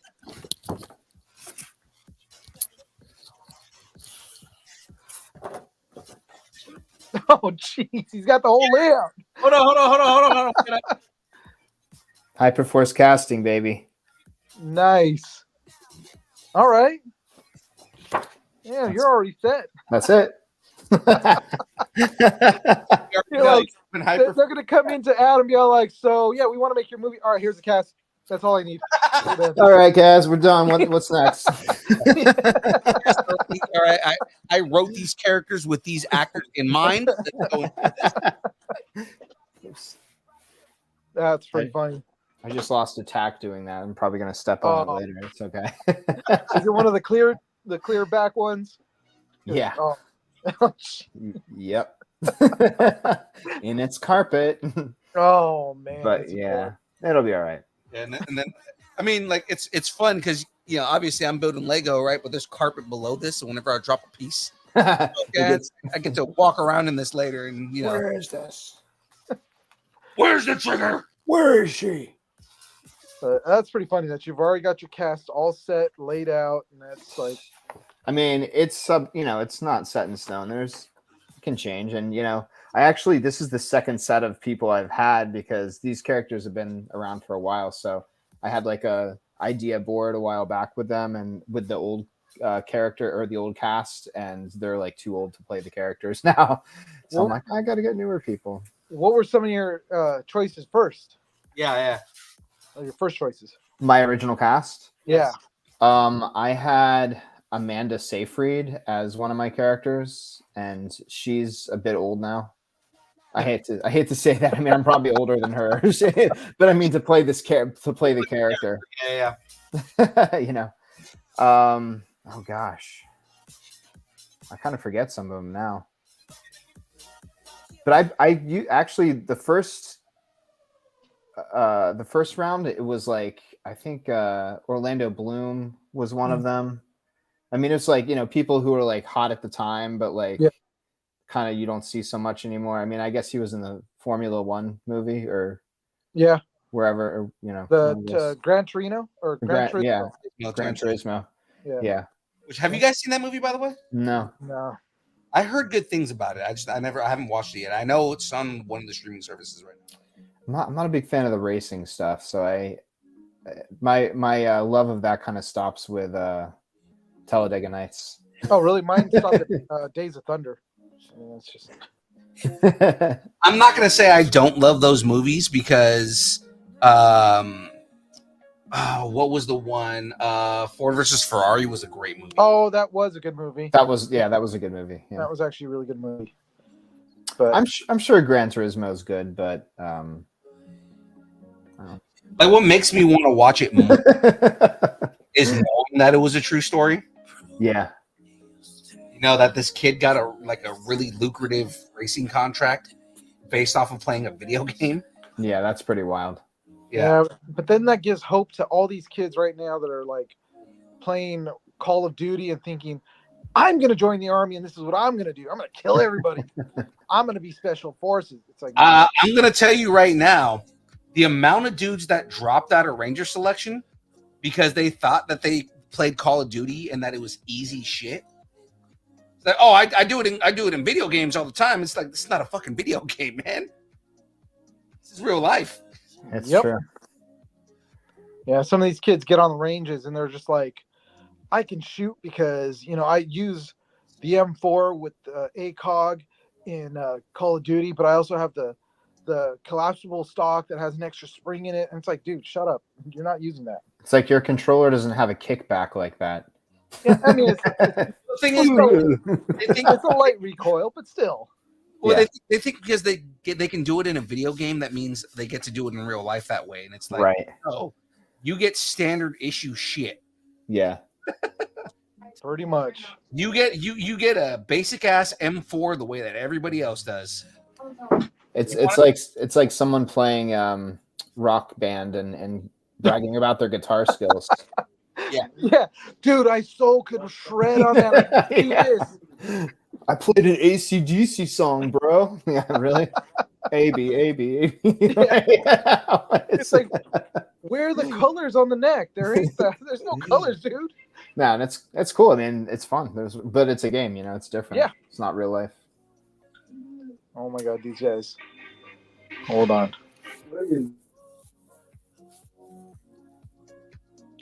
But yeah, that's the that's the joys of having. Don't you touch my drill? Yes. No. Can I borrow some drill bits? No. Maybe throw some holes in one of my enclosures. Okay. Yeah, no. You're gonna leave my drill bits alone. Tell him he's being a little bit too hua and he needs to calm the fuck down. Oh, he's not even hua. He's an ex-Marine, which is even worse. Oh God. No such thing as ex-Marine. You're an ex-Marine. Once Marine, always Marine. Oh my god. I'm gonna give him that one. Right? There's no such thing as an ex-Marine. Only dead. The only ex-Marine is a dead Marine. Once a Marine, always a Marine. Oh god. Hey, Don't get started. Now, if you say "oorah" again and be a fucking boot. But the funny thing is he's 5'5". Yeah, sounds about as much as my thigh. Sounds pretty much like every Marine in existence. Yeah. He thinks I'll see you tomorrow. I'll see you next week. Oh, that's right. Okay. He thinks he's massive, but he's fucking tiny. Actually, you know what? It's funny that you say that because he's actually flexing and Yes, he is doing what every Marine has ever done in the history of everything. You wait. I got to show you because. Yeah. That's the gym today for an hour. Hey, Marine, nice fucking uniform. You're wearing our uniform. Shut up. Get out of here. All right. This is what I got to deal with. Cries every. Yeah, I'm sure he cries every day on the inside. He's not wearing Marpat. Yeah. Adam, this is what I deal with every day. Unfortunately. Trust me, I don't want to do this. I'm at my point. 13 years is enough for me. Actually, no, 14 now. 14 Wow. years. So, It's quite a while. yeah, unfortunately.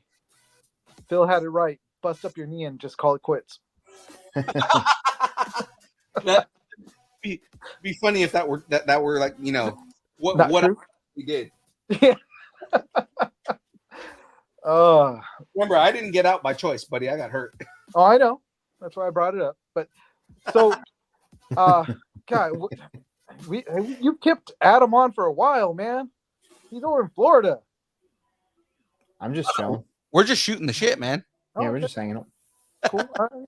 That was the whole point today. Was we were just gonna shoot the shit and do brackets, but I didn't realize that Graveyard wasn't coming on tonight. Freaking grave. Graveyard is the keeper of the Bracket. of the Bracket master. Yeah, he's Actually, it's his beard. His beard is holding that hostage. I was looking forward to the brackets. I know. Did you hear? Did you know what bracket we were doing? No, what were you doing tonight? We are doing scariest horror video game franchise. Ooh. Resident Evil. Resident Oh. Evil's in there, but like we've got some pretty Silent Hill, I would say. Silent Hill's in there. Now PT we have in there as a separate one on its own because that demo, it was the Silent Hill demo that Kojima did. Mhm. That demo by itself was scarier than half the Silent Hill games that came out. Really? That's great. I haven't played that one. And you can no longer play it because when Kojima left the project, Sony took it off the Play Store. Oh, that sucks. Yeah. Yeah, that was one game that I remember playing the first one, and I was living in East LA, and I made the mistake of turning out all the lights in my room, sitting there. And That's the best way to do it. yeah, it's a great way to do it, but until I started going through the school and it's all dark and then you hear the noises of the freaking, and granted now, this is the first time I was playing Silent Hill, and I'm like, what the hell was that? I'm like, all right. And I kept hearing it, and I was like, oh God. And there was a freaking little monster. Like, okay. It's true. The sound is really good in Silent Hill. Oh, it is. It's amazing. Yeah. So yeah, I don't ever want to play with headphones on. I don't care if it's the first one or the more recent one, because Well, we were talking about because when we got into that, we were talking about which one was of the Silent Hill movies or games, not the movies. Of the Silent Hill games, which one was the scariest? And my vote was the second one, just because Pyramid Head first appears in the second game. Yeah, I think I'd agree with that. I would say more for me. It was the first one because it's the first of it, and you're like, holy crap, this game is scary. It's not just like, okay, it's part 2. It's gonna be scary. Things are gonna start jumping out and stuff like that. To me, it was the first one. What were the other games on the brackets, like Five Nights at Freddy's or something? Five Nights at Freddy's is there, but just that one is more of a Kids game. well, that's kind of Well, like we're talking about it as being a kids game because it's like Yeah. it relies more on jump scares than it does anything. Whereas there's other games that are like, you know, truly horrific. Psychological. Yeah. Yeah, so yeah, like but have you guys played Five Nights at Freddy's? I haven't actually played it. I've I've watched watched gameplay. Oh, so watching gameplay and actually playing it, Yeah. because my kids wanted to get it. I mean, they're huge fans of it, especially my daughter, or them all. And we have the VR. And the first time I put it on, I'm like, they're watching me and they're watching it on the screen.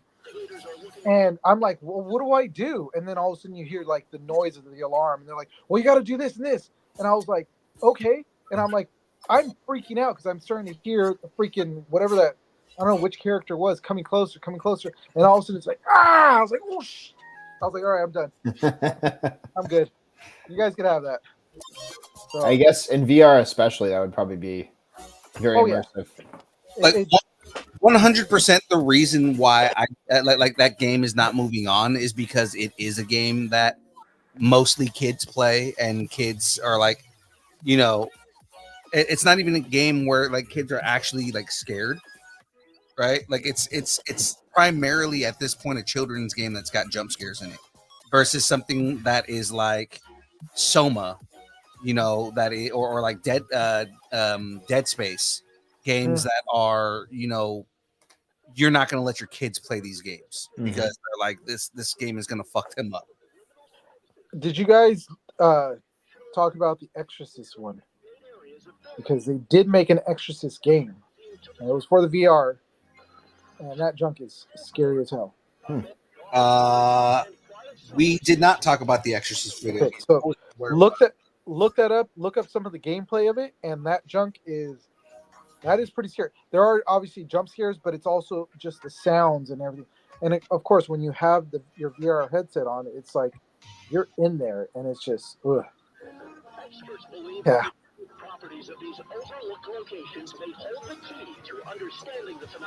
Yeah, I mean there are games that are out there that are definitely a lot scarier than that stuff.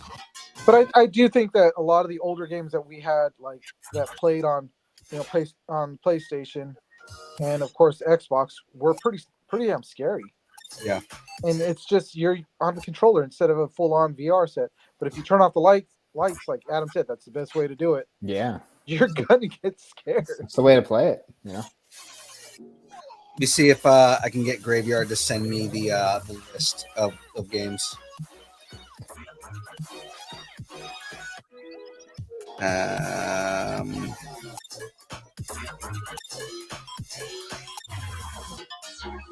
I don't know. What are we listening to? As James would say, it is Transformers having sex. Yeah, well, I think that was an orgy right there. Yeah, it is a Transformer orgy. Gee. Dubstep. I think we heard Optimus Prime right there with his climax. He's like, oh. Roll out. That last thrust is roll out. Dubstep is the right of all sentient beings. When I come your eye. Oh God. Watch Hey, Adam, do you have any toys that you're collecting at this time, or do you collect any toys? I don't have any I'm currently collecting, but I do have a lot of toys. A lot of Like vintage stuff, or are you talking more like newer stuff? yeah, a lot of older toys. I collected a bunch of the Spawn toys back in the day, and X-Men and Spider-Man toys, stuff like that. How about G.I. Joe? Were you big on G.I. Joe back in as a kid? I had a few, but I didn't have a lot of G.I. Joe. I was more into like Thundercats, Ninja Turtles. Thundercats. Yeah. Ho! I have a lot of those. Unfortunately, when I was younger, this is going to be a sad story, but when I was younger, I went through this period of time where my parents told me that I shouldn't play with toys anymore because I was getting too old. No, don't tell me no. You sold them? What do you think I did? Did you? Don't tell me that you gave them away. No, I didn't give them away. Oh, don't say there's a trash can involved. No, there's no trash can involved. Okay, all right. Okay, We're okay. so I had an apocalyptic event where I burned them all. Oh my God. No! Yep.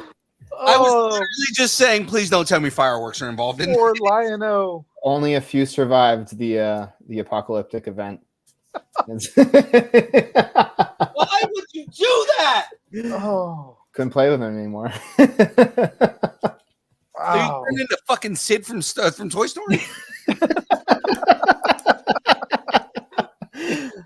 think I had braces at the time too. No, Oh my but no, there were a couple of handfuls that I was able to not ruin from that period of time. But yeah, looking back on it, I'm like, damn. At the time I thought it was really cool. I'm like, I'm gonna have the best event ever, kind of thing. But this story is gonna rock, But like, but like looking back, and I'm like, damn, that's like a lot of money and collectibles that I just brought away there. She's like, this is gonna be totally metal. It was, yeah, it's true. And I was getting into metal. I was getting into like some heavier music, and I was kind of, I guess, Sid from Toy Story in that moment. Hate to admit it, but yeah. Since you mentioned like Thundercats, Mhm. we were just recently talking about old Saturday morning cartoons. Ooh. Yeah, we dove really deep. We had actually guys from a company called Savage Crucible, which is they make some like, when I say pretty awesome figures, they're like freaking amazing figures, fully articulated, amazing paint job, everything. They're great. But we started with talking about the company, and we veered off so off into the left. It's not even funny. We went into Saturday morning cartoons. Okay. Now, Well, what was your favorite Saturday morning cartoon? it would be very hard to pick a favorite. I could do a handful. I could do Okay, give me your like top, say like 5. top 5. I mean, I used to love Ghostbusters. Yeah. Seen Ghostbusters. The Ghostbusters, yeah, cartoon was great. I mean, of course, like X-Men and Spider-Man, they were back to back, I think, right? It was like an hour, Marvel hour, basically. It was like the Fox Power Hour or something like that. Yeah, something like that. That was really cool. Was the Tick wasn't on Saturday, right? Tick was on Sunday. No, yeah, it was on Saturday. I did love the Tick too. Damn, there were so many though. I mean, it depends on the era too, because there was, so many different. I loved Bobby's World. Oh my god! That was Remember Bobby's World? Oh, that was great. Oh yeah, don't you know? Don't you know Bobby? Yeah. The sad thing is that like kids of today are not going to know that true joy that us, obviously a lot older than them, that grew up with the 80s and 90s cartoon. Yeah. And it was the joy of waking up in the morning. You kids today. So I feel sometimes I'm like, man, I just need to get some of those glasses next. But with your instant gratification, we had to wait till Saturday morning. You guys don't know nothing. Get off my lawn. But yeah, back in my day. But also, on top of just having great cartoons, we had great theme songs to the cartoons. Yeah. Oh, yeah. And well, I think the same guy did a lot of the theme songs. I know that the same guy did like Thundercats, Silverhawks. He-Man. Oh, Silverhawks. I loved Silverhawks. Absolutely loved Silverhawks. Nasil is working on bringing Silverhawks back right now. Hell yeah. Somebody else did a run of Silverhawks. I think it was either Really? Super 7 or NECA. Somebody did a run, and it was only a couple of figures, but it wasn't all the ones that we had when we were kids, which definitely would want that. Yeah. But I don't know if you guys remember a show called King Arthur and the Knights of Justice. Yes, Yeah. I do remember that show. I started watching it again today because I was just like all nostalgic from last night, and yeah, it doesn't hold up. Yeah. There's probably a lot of them from that era that I like. I don't know about Biker Mice from Mars, if that would hold up. Biker Mice from Mars is coming back. Is Yep. it? Yeah. Okay. That's I enjoyed it back in the day. I don't know if it would have the same appeal, but I guess if it's coming back and they're well, Yeah. Nasil's doing their figures. They actually just put them out. The figures look freaking awesome. Yes. They fixed a lot of the articulation that the ones from the 90s had problems with. Right. So like one of the big things that they did with the new Biker Mice from Mars, rather than doing the if you remember the toys, rather than doing the retractable antenna Mhm. that they had when you put the helmet on and the antenna went in their heads. Mhm. They the new figures just have different heads that you can pop off because they said that the mechanisms would break in the old ones. They didn't want those to break. They also put more points of articulation on their body. Ooh. So that way, when you put them on their bikes, they're not just like hanging off the back of the bike. Actually, you can actually bend them forward, and they look like they're riding the bikes now. Cool. When you were talking about the retractable antenna, Yeah. it reminded me of a cartoon and a toy I used to love, and I don't know if you guys remember this, but Exo Squad. Yes, loved it. Oh, Exo Squad was the jam. hell yeah! It was one of the first, like I guess you can say Saturday morning cartoons that we got where people were dying. Yeah, yeah, it was Like- intense. Yeah, it was. Yeah, I don't know how it got past all the ratings and everything to be a kids cartoon, but man, first episode that you see, there's an assassination attempt and somebody else dies. Mhm. Then somebody else dies from the Exo Squad later on because he was blown to bits. But the toys were freaking awesome. The toys were like super, like especially for that time, like so many little parts, very intricate. Yep. Yeah, Those like- were cool toys. super cool. And again, kids nowadays don't have that. And a lot of these toys that are coming out, it's like, can we really call them toys when their price point is like $29 and up? Or more, yeah. 29 is Yeah. probably cheap. Yeah, because it's like I don't want to buy my kid a toy that I know is going to lose all the parts that come along with it. Like my dad used to tell me, you're going to lose everything, which I never did. But and then pay $30 for a toy. Yeah, dude, like a Ninja Turtle when I was a kid was probably like between $5 and $10, 10 at the highest, but probably closer to 5. They were actually they were $4.95. There you go. Yeah, exactly. Now, like one of them would be what, $20 just for For like a remake, like a newer version of that old toy. You know, it's like, geez. the actual when they did the new run of the remake of the old originals, Mhm. they were $25. I know they're more articulated. I think their toes move and all sorts of stuff, but The ones were mean- actually the retro ones, so they look and were exactly like the original. okay. $25. Damn. Yeah. That's crazy. Because they know that they're selling them to old fucks like us. Yeah, we're like, I burned mine. I need it. I need a new one. They know their market. They know they're not selling that to kids. They're selling it to old bastards like us It's true. that are that are like looking for nostalgic. Yeah, but my wallet doesn't want to feel that nostalgia. Yeah, they're looking to sell it to guys like us who are trying to get a nostalgic circle jerk. So it's like, Cashing in on the memories. Yep. But you were. What was the name of that toy company that you said you were talking to? Savage Crucible. Savage Crucible. Okay, but that's not much of a stretch though, because like getting into Saturday morning cartoons, there were a number of cartoons that only existed to sell toys. Yep. Like He-Man. Sky Joes, Transformers, He-Man. Mhm. Pretty much all that stuff was designed specifically to sell toys. The toy came first, and they're like, we need to sell these things. Let's Mhm. shit out some stories on a cartoon, and it worked. I mean, the kids, me Oh, hell included, loved it. I was like, yeah, I want that toy. I Think was the all amount over GI Joe figures and every episode was a new figure coming out. Yeah, yeah. So It was just like it's a big commercial, a very colorful commercial.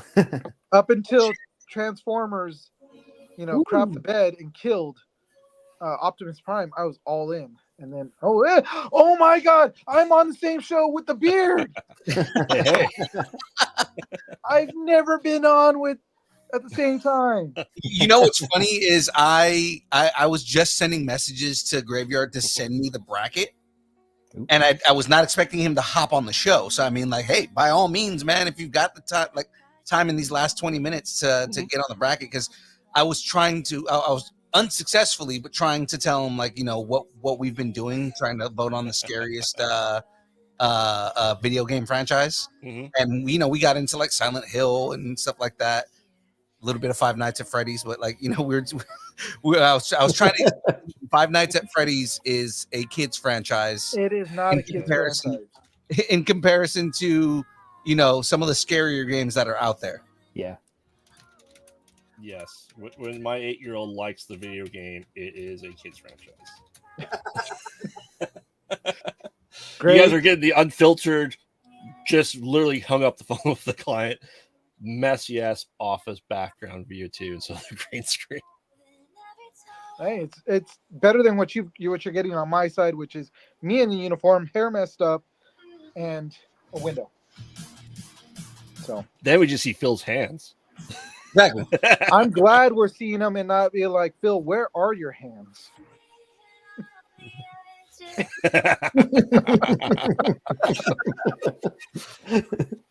So yes, you know, you guys you don't have to ask me. You know where my hands have been. he has robotic hands in my room that just when he presses the button just strokes the beard remotely. I jerk the beard on a regular basis. Oh my god! It's beards across America. I think we should do beards across America. That needs to be a thing. Let's face it. Yeah. I second Split right down the middle, and everybody's beard touches. I second that motion. All right. So you guys want some brackets, right? Absolutely, sir. Brackets. All right. So for anyone who catch up from where we were from last time, Outbreak beat out Five Nights at Freddy's for being scarier. Surprise, surprise. The Forest beat out Last of Us.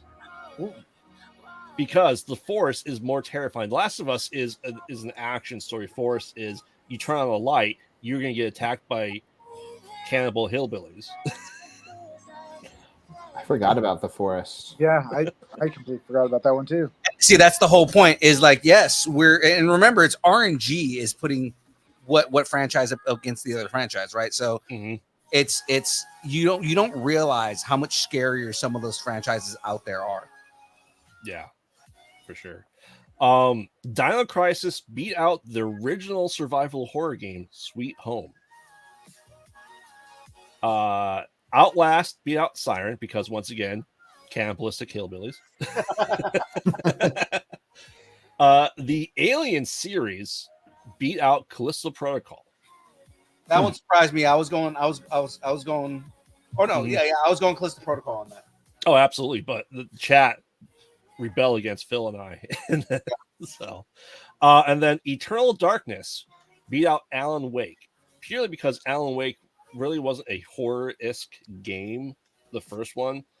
And Eternal Darkness on the GameCube would make you say your TV was changing channels on you. It was doing a fourth wall break scare. So like corrupt save file and TV mess up on you. So that's cool. A good fourth wall break is awesome. Yeah. So next up we have Fear, FEAR. I think a new version of it's coming out this year. I believe it is actually. Yeah. Versus Dying Light. I've played Dying Light, and I don't know. To me, I don't feel like scared while playing. It's more of just like I get like more anxious, and it's like the anxiety of knowing like, oh, okay, I gotta hurry up, I gotta move. Yeah, you have to hide from the monster, but I don't know. It didn't make you shit your pants, is what you're saying. Basically, yeah. Even though that anything can make me do that when I eat it, but that didn't. Yeah, he's known for shitting his pants on a regular basis. So, Bill, you will truly find out when we go to Gem State. Uh-oh. We found out when we went to LA together. Oh, that's true. All right. So that's my 2 cents. There we go. So are you saying fear then, Eugene? I would probably lean more towards fear. Oh, but you, Adam. I'm actually the exact same because I haven't played Fear, but I have played Dying Light, and it is more anxiety based. So I don't know. I would say probably Fear. As someone that suffers from high anxiety anyway, for me, I do like Fear more though. I think it is definitely a more terrifying. It's a sense of urgency. It looks scarier. Yeah. Yeah. Oh wow! Everyone's saying Fear in the chat as well. Phil, are you going with the grain or against the grain? I mean, I'm going fear. All right. Well, like I said, Unanimous. this is what. Well, Say Wong's to the fear too. Yeah, you're right. It's unanimous now. I was waiting for Say Wong to say something. You know what I just thought of? What's that? Is BioShock in there? No, because No. it's not. This is survival horror games. Oh, This okay. has to be in that category. Okay. I mean, yes. I mean, BioShock is what if Elon Musk but underwater. I get that. What if Elon Musk was underwater? That's All right. scary. Yeah. Yeah, I mean, it is a fantastic game. It's not really survival horror, unfortunately. As I said, it's a great game. All right, so Fear is moving on. Next up, we have everyone's favorite, the Big D. Just D. Okay. Do you remember those series came out? Started on Sega CD and Sega Saturn, and I think even the 3DO had it. Versus the Dark Picture Anthology seasons 1 so far, Ooh. where you have your kind of action based choices that go with you. Even the last one being essentially H.H. Holmes. Yeah. Those were actually really good. Mhm. So, and I don't know the Big D. I'm more of a medium D. So,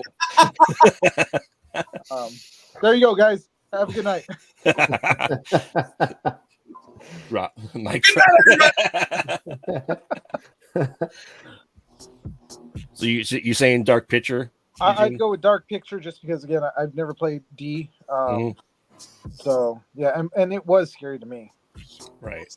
Yeah, he doesn't play with his D enough, so No I don't want to D-play. scare myself, you know. What about you, Adam? I'll do Dark Picture. Yeah, I'm going Dark Picture as well. Young Phil. Dark Picture, sir. Game over. Yes. Unless chat comes in here and just blows us out of the water. Which is actually possible. I don't think they want to admit that they played with D. D. Say what I'm saying. D Oh. only because I've yet to beat that game. I bet it beats that game. Uh-oh. Oh, dang. Tater. Oh, Tater yeah. Pop, dude. Zoinks. You mean little D? Oh, Tater. Or in my case, They want. Are you saying My that you're case- 80? the baby D. The baby D. Say, well, are you saying that you're like 80% done with the D? Or That's what I don't know. 80% done playing with the D. He's just I'm edging his way along. Wow. Oh. All right. This didn't take a turn. Good night, everybody. It would not be a show. This is turning after dark. Yes. All right. So the Dark Picture Anthology does move on just because, they are each is its own special thing, right? And overall, I definitely say it is scarier. All right, so we're at our top 16. So we're running to round 2 here of this bracket. I think it's taken us, what is this, 4 weeks of now so far? It's taking longer, surprisingly, than the summer of DC took a very long time. It was more like the summer and fall of DC. All right. So next up, we have Alone in the Dark versus Dead by Daylight. I am doing Alone in the Dark because Dead by Daylight is, it's you see how messed up and sick your friends really are when they play the killer. Yeah. But to me, it's just any other asymmetrical horror game. I don't necessarily find those terrifying. It's it's not all that scary. I'd go with the other one also, but What do you think, Adam? Alone in the Dark. Yeah, I'm definitely going Alone in the Dark on this. Alone in the Dark was a terrifying franchise of a game. And a terrifying franchise of a movie series. oh yeah, Yeah, but that movie series was only scary because the director sucked. Yep, but he's made more movies than I have, so very true. Any movie series can be scary if your director is fucking batshit crazy and shitty. yeah, for sure. I don't know. I don't know if Marky Mark could make a terrifying movie on his own. What about No. Troll 2? Neither can Yui Bowl. Hey, Troll 2 is a classic. I have it will on say Blu-ray. that. Oh my god, that's awesome. Deal with it. I mean, it is the OG Harry Potter series. Troll 2? This Well, is because true. the character's name was Harry Potter. Oh, Yeah. that's true. Oh, gosh. But now So would we have J.K. liked Rowling, big troll fan, obviously. but would we have liked to seen Harry Potter get up on top of that table during the feast and just pee on everything? Yes. Yes. That would have been good. I absolutely think could have gone up and going, "Oh my god!" You're a wizard, Harry. You're a wizard, Harry. And we can't Look forget, at my wand. and we can't forget that good old Elaine Benes had no speaking lines, was just eating leaves. That's true. That's Yeah. right. It's funny. That's all I've been watching all week is Seinfeld. So it's like, at least when my wife is home. Mm-hmm. Yeah, my wife goes through. She's like, "I'm gonna watch sitcoms," and she watches only sitcoms that take place in New York. So she goes Friends, Seinfeld, The Nanny, Friends, Seinfeld, The Nanny, Friends 5 times in a row, then Seinfeld. Wow. All right, so Alone in the Dark moves on. Next up, we have The Evil Within Okay. versus Dead Space. Ooh, okay. This is where starts getting difficult, I think. Yeah, Evil Within Mm-hmm. is a pretty fucked up franchise, but at the It same is. time, Dead Space is one of those franchises where it's a lot of shock horror more than anything. Yeah. Yes, but what scared you more, Phil? That's what I'm trying to think of. How many depends did you have to change? Ah! Yeah, I'm going to go with Dead Space on this one. Eugene? I'm gonna lean towards Evil Within. That was actually a really good one. Yeah, I'm saying Evil Within just because, the creatures were jump at you and terrifying, but the creature effects, the body horror, is more terrifying to me than jump scares. Yeah. I didn't really jump scares didn't really bother me. They don't bother me at all in most games. Mm-hmm. Like you literally watched me play Dead Space and you saw like there was not a jump scare in that game that like made me go, oh my god, I was just like, okay, this guy's coming at me now. All right, let's kill this fucker. All right, Right. Just another one. So I mean,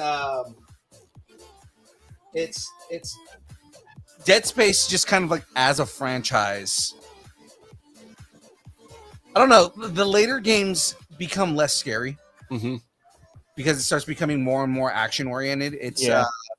In the early games you have a lot more resource management, and that's kind of like that's where you start getting like more more of the scary stuff in those kind of games is holy shit.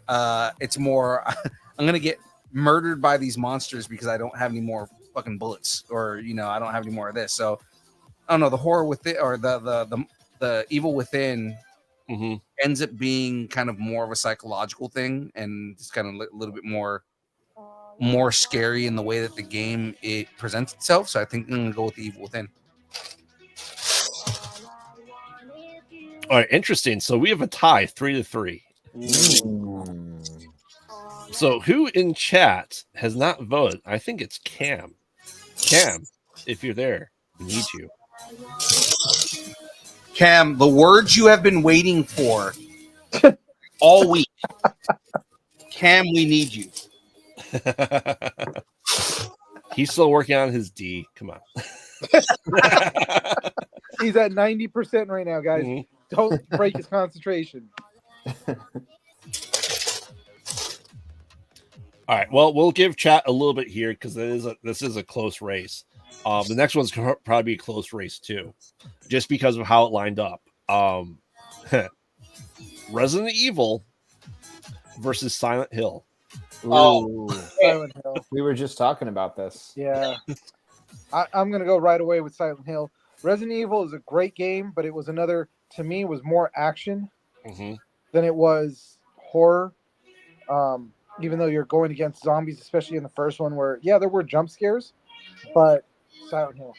We made this argument last week when we were talking about it started off as a horror franchise, became an action franchise, and then went back to horror when with Seven and Village that are coming out. I mean, one of the scariest scenes, in my opinion, is in Village with the fucking the baby. That baby scares the shit. I'm sorry. Any kid or baby that's in a horror movie is going to be freaking scary as hell. Yeah, but this is a giant, deformed, grotesque monster baby that's like chasing you and crying the entire time. And there's just something gutturally scary about that. It could have just been a regular kid screaming and crying. I would run away too. Yeah, it's like, it's one thing. Daddy, come back! No. Oh, hell yeah. I'd be running too. Are you my daddy? No. Just go. I keep telling my kids I'm not their dad, but that's keep the story of your life, Eugene. The story of Eugene's life is literally, did Daddy come back? No. I got to go. I don't want to be around you, little people. Oh no. What do you think, Adam? I'm going Resident Evil on this one. Ooh. I know. Okay. So 2 Resident Evil And 2 Silent Hills. Silent Hill. All right. Grave, what do you got? I'll let Phil go first. I have to see if I'm gonna be the tie or not. So I don't know, man. It gets hard because, like, with Resident Evil, like I said, there are some of the scariest creatures, and then Resident Evil 7 brings it back to psychological horror, which is just, it's mind fuck the entire game, right? Fucking hillbillies, it's like you have that, but then Silent Hill, I don't know. The first 2 Silent Hill games are the ones, and then I know PT is separate, but I mean, if we bunch in PT with that, like PT makes it, kind of gives it that extra level of scary. Because I know we made PT separate in the brackets themselves. Is PT still in? Yeah. So, if we tangentially attach PT to Silent Hill, kind of makes it a little bit like boost. It gives it a little bit of a booster. The first 2 Silent Hill games were scary. Right. And I would say for me, Silent Hill is Resident Evil, but with Fog of War. Yeah, it kind of is because the mist, right? So, Resident Evil, by Resident Evil 2, it starts becoming more of an action franchise. I mean, you still have kind of like the jump scares and the monsters and whatnot, but it's becoming more of like a action, fighting zombie kind of stuff. Because by the time we get to Resident Evil 4, Resident Evil 5, Resident Evil 5 is not even a horror game at that point. It's just an action game, Right. And then like I said, 6 and 7 kind of bring it back to form. So it's the kind of like, you start going back into that. The zombie nurses or the demon nurses, those things are fucking creepy. And then again, Silent here's Hill, the second one. I think the word you're looking for is sexy. There's something hot about really hot chicks, and then when you see their faces, they're just grotesque demon monsters. Like Melina from Mortal Kombat. Oh, Melina is like the perfect example of that. Like, oh my god, it's even So hotter hot. than Katana, and then she takes the mask off and she's a fucking Tarticon. Yeah. So what do you think, Phil? I don't know. I'm still kind of caught between the two. Oh my god. Because it's like first two games are scary, but then the rest of the franchise kind of daughters off. Versus started off horror, became action, becomes a legitimate horror franchise. I think I go Resident Evil. Yeah. I think I go Resident Evil just because, again, when they started focusing on horror again, they started hitting it out of the park. And Silent Hill, I think if Silent Hill would have continued on in their franchise and maybe kind of what Resident Evil is doing right now, I mean they are, but like they haven't released them yet, so we can't really do on that yet. I mean, if they had already released their remakes, which I guarantee are going to be way scarier than the original. Yep. It's like the concept is there, but it's not there yet, right as of right now. Whereas Resident Evil has very, very good inputs into the franchise, and the remakes of the game are making them scarier. So I think I go Resident Evil. All right, that also puts a tie. You say Silent Hill? Oh yeah, yeah. Resident Evil is just inventory management with some bullets and some. It's true. I mean, that Resident Evil was able to go from scary to action within by the second, second game. It's kind of like okay, and then we had to wait till now to get it back to scary, where Silent Hill was scary. Part 2 was scary, and if they would have continued, I'm sure it would have just progressed and gotten even. Yeah, scarier. part 3 became like some weird angels and demons bullshit. But I mean, but it was still within that genre of horror, not shoot 'em up, let's kill all zombies. Yeah, because for me, it's the siren and the radio in Silent Hill that just put it over the top. Yeah. Because you can't see anything, but then you hear the noise and you go, shit, something is coming after me. I have no idea from where though. Yeah. The other thing, now that I'm thinking about it too, and you get this a lot in PT, you also in the renderings of the Unreal 5 remake of Silent Hill, which is not playable, but there's demos of it. It becomes a pitch black game, and all you can see is what your flashlight can see. That's a scary fucking concept. Yeah, right. That would scare the crap out of me. That's why I'm saying Silent Hill, especially the room. It's all psychological. It's about serial killers. It's about unsolving stuff. Silent Hill never took the action turn. Yeah. So flip a coin. Who wins? All right, Graveyard, we win. As owner of the bracket, I put my duties very seriously. I'd ask my wife, but she's not into any of this shit. So, if I ask my wife, and her only experience has been the movies, she's saying Silent Hill. Oh, you know what? I've got somebody that plays video games. Silent Hill or Resident Evil? What's scarier? Give them the scarier? What do you think is scary? Thank you. Silent Hill. I got one over here. Silent Hill scary. I think now that I'm like giving myself a kind of like a reach around. Now that I'm just kind of rethinking it back, right. yeah. think I am going to switch it to Silent Hill. Okay, so Silent Hill.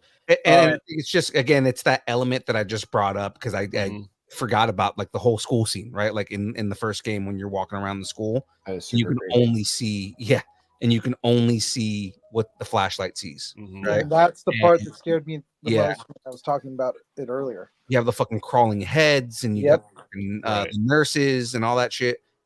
I think, I think I do ultimately go Silent Hill. And again, that Unreal 5 rendering of the first Silent Hill game where they re-rendered it in Unreal 5. Mhm. That shit was fucking terrifying. Give that what's the light engine that give that not anti-aliasing, give that ray tracing. Yeah. Right. Oh, yeah. Put ray tracing in Silent Hill and that becomes an entirely different monster. Yeah. Hey, Eugene, is your tiebreaker there still? We need Dead Space versus Evil Within. Oh, Valdivia. He went to go take a piss. I'll ask him when he comes back. He's taking a piss. Pop the button. Pop the like button. Wait, who keeps pushing the like button? Who's that? Pop it.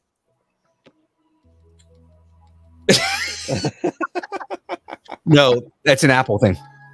Oh, Yeah, if you have a Mac, hmm yeah, on the camera, like if you have the latest update on your computer, if you give a thumbs up, it does the bubble.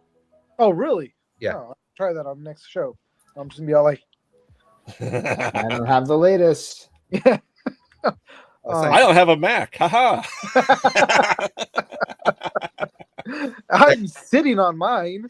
That's funny. Nice. All right, that's enough, Phil. Yes. The way you know if you have that, if you look at your top bar on your computer, if you have that, if you have the green camera button right there, Yeah. that right there, so that's where you can change your portrait mode. You can change your studio lights at the bottom. There's a thing that says reactions. Oh, okay. Cool. I'll check it out. Yeah. Hang on, Mitch. All right. Moving on. What do we All got? Yeah. Oh no, did you ask them what the Oh, he's taking a piss. oh, Still? It's been like It's 10 a long- minutes. if you shake it Valdivia. more than All right. twice, you're playing with the private. What was the other? It was what? Dead Space versus The Evil Within. Like OG Dead Space is scarier. He says Dead Space over Evil Within. Ooh, all right. I mean, I would say that the new Dead Space is scarier than the old Dead Space. Yeah. I say Evil Within. All right, yeah. So there you go. Dead Space has got it. All right, sweet. Well, we're at time here. Are we? We are Yeah. at shit. We're 8 minutes over. All right. Well, okay. So I am gonna have you guys do your pluggables here, but before I do that, you put this back in the chat. Boom! Kickstarter in the chat. All right, Sweet. Adam, give us your pluggables, sir. All right, AdamMatthewSmith.com. We got Hyperforce issue 1 on Kickstarter right now. Instagram /Adam Matthew Smith and /Adam Matthew Smith anywhere else. Back to you. Eugene. Hey guys, normally you can catch me on the Geek Saga on Wednesdays at 7:30. I won't have this jacked up of hair, but you can also find us on the Geek Saga on Facebook, Twitch, TikTok, Instagram, anywhere that any pretty much social media. It's going to be all the Geek Saga. And again, I won't be like this, but if you guys want to see two veterans that are huge geeks, by all means, check us out Wednesday 7:30. We call that PC hair. That's what your hair looks like when you're wearing a PC all day. Pretty much, yeah.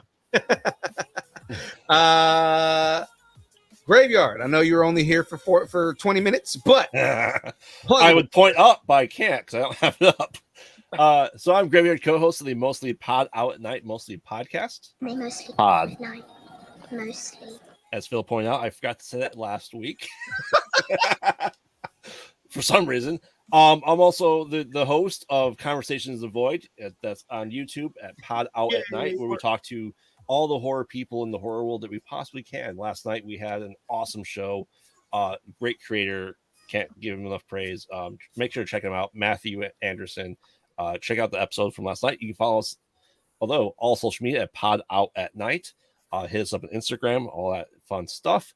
And new production company Horror-Raven, where we are putting out shorts, trailers, and 2 motion pictures this year, I think. Nice. And the new TV show that we're filming the pilot for in a couple of months here. So make sure to check us out at Horror-Raven on Facebook, Instagram, email, YouTube, everything across the spot. You can find me here on Thursdays, usually when I don't have to work, doing brackets and interviewing awesome people here over here at Distance Learning. You can see me harassing Phil all the time on all his streams, especially when he has streams that get created every 2 minutes for 4 hours at a time. Yeah, pretty much. I'll talk about it here in a minute. Yeah. Yeah. And then hopefully in a couple of days here, I'll be returning back to Kyber K Productions after my hiatus and my rearranging of life to fit all these horror things into. So make sure to check them out as well. All right. Well, ladies and gentlemen, you know who I am. I'm your boy, Young Phil, Distance Nerding. Let's go over my schedule because I am currently on leave from work due to a medical condition. And I'm not going to go too deep into that, but it's BDE. No. It's Big Dick Energy. It's SDE, small dick energy. No, it is still BDE, baby dick energy. A condition. It's a condition. No, so because of that, I'm gonna be home for a little bit. So I figured, okay, well, I'm gonna start streaming every day. So I've been on Twitch every day, doing game streams essentially, and just playing different games and whatnot. I'll be back on Twitch tomorrow. Continuing Suicide Squad Kill the Justice League. But we started RoboCop yesterday, RoboCop Rogue City. We played some I actually played some Teenage Mutant Ninja Turtle Shredder's Revenge today. And I actually hopped on multiplayer with that today, and that was a shit show but a bunch of fun. It's a big struggle bus. Yeah. Oh my God. Well, I didn't realize the guy who was leading everything, or like the party leader. He put everything on the gnarly setting, which is like extra super hard mode. And it was just me and him. So like we kept getting our asses kicked by Bebop and Rocksteady, and I was like, dude, I remember doing this the first time and beating the shit out of them. How the hell are we getting like whooped on by Bebop and Rocksteady right now? And I soloed it. Right. And and I was just thinking, like, Donatello sucks, man. Like, he's got to be garbage. And he goes, well, no, dude, I have it on gnarly mode. I'm like, oh, okay, well, now this makes sense. Right. Like, basically, one hit takes half your health away. But like, yeah, like that, a whole bunch of fun. So doing all that, guys, basically doing game streams every day. That's also why on Tuesdays, the download is now at 10 a.m. in the morning instead of at 6:30 at night. So come and check that out. The only reason the build is still late is because Graveyard still has work. I'm not getting paid enough DN money here. Because I'm getting paid DN money. Definitely not. I wish that were a thing. I wish it was like, yeah, hey, Distance Nerding pays me, because it doesn't. I do this for fun. Same way that Graveyard does this for fun. Same way that I do this for fun. Exactly. God. Exactly. I think the only person here who gets paid off of their passion is Adam. So, no.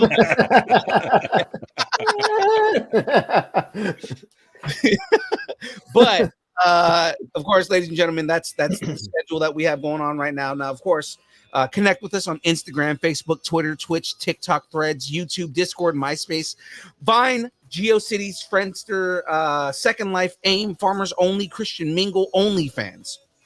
You left out BLK, JDate, and also what was the other one?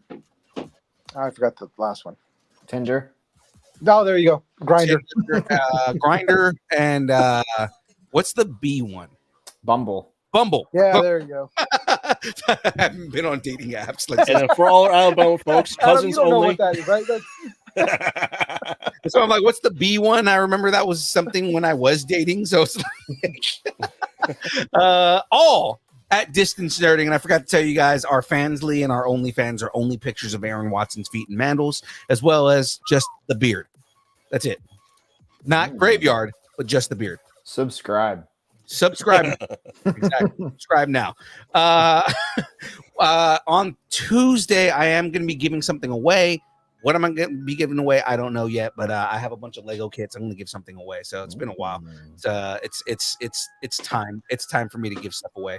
Now, if you like us to break up with your boyfriend, girlfriend, significant other, pet, schoolyard bully, annoying neighbor, or just tell us how much you enjoy us, hate us, or wish the internet would consume us completely and spit us out at the feet of Pyramid Head, send us an email at dist. Where's my button? Right there. Dist. Nerding at AOL.com, and we will read it on the show. That is it from us, guys. It is now time for the dance party. I hope we're all ready for this. I've had a great time. Hope you did too. Thanks, and keep nerding together. Let's do this.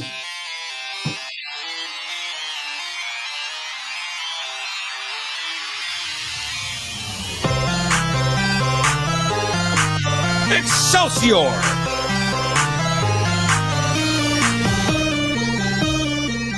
horchata. Big ass thing of horchata. Hell yeah. God, you're so Mexican. Distance Nerding.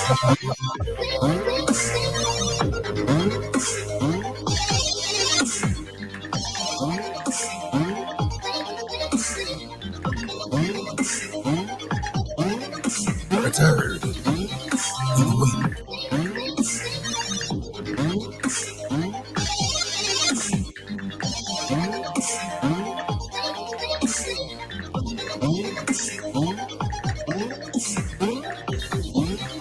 Ah,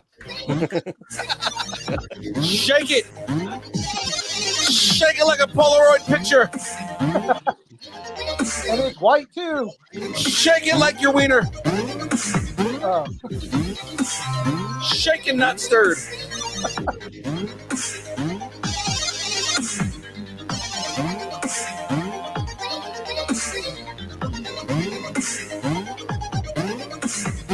We'll see everybody tomorrow. bye.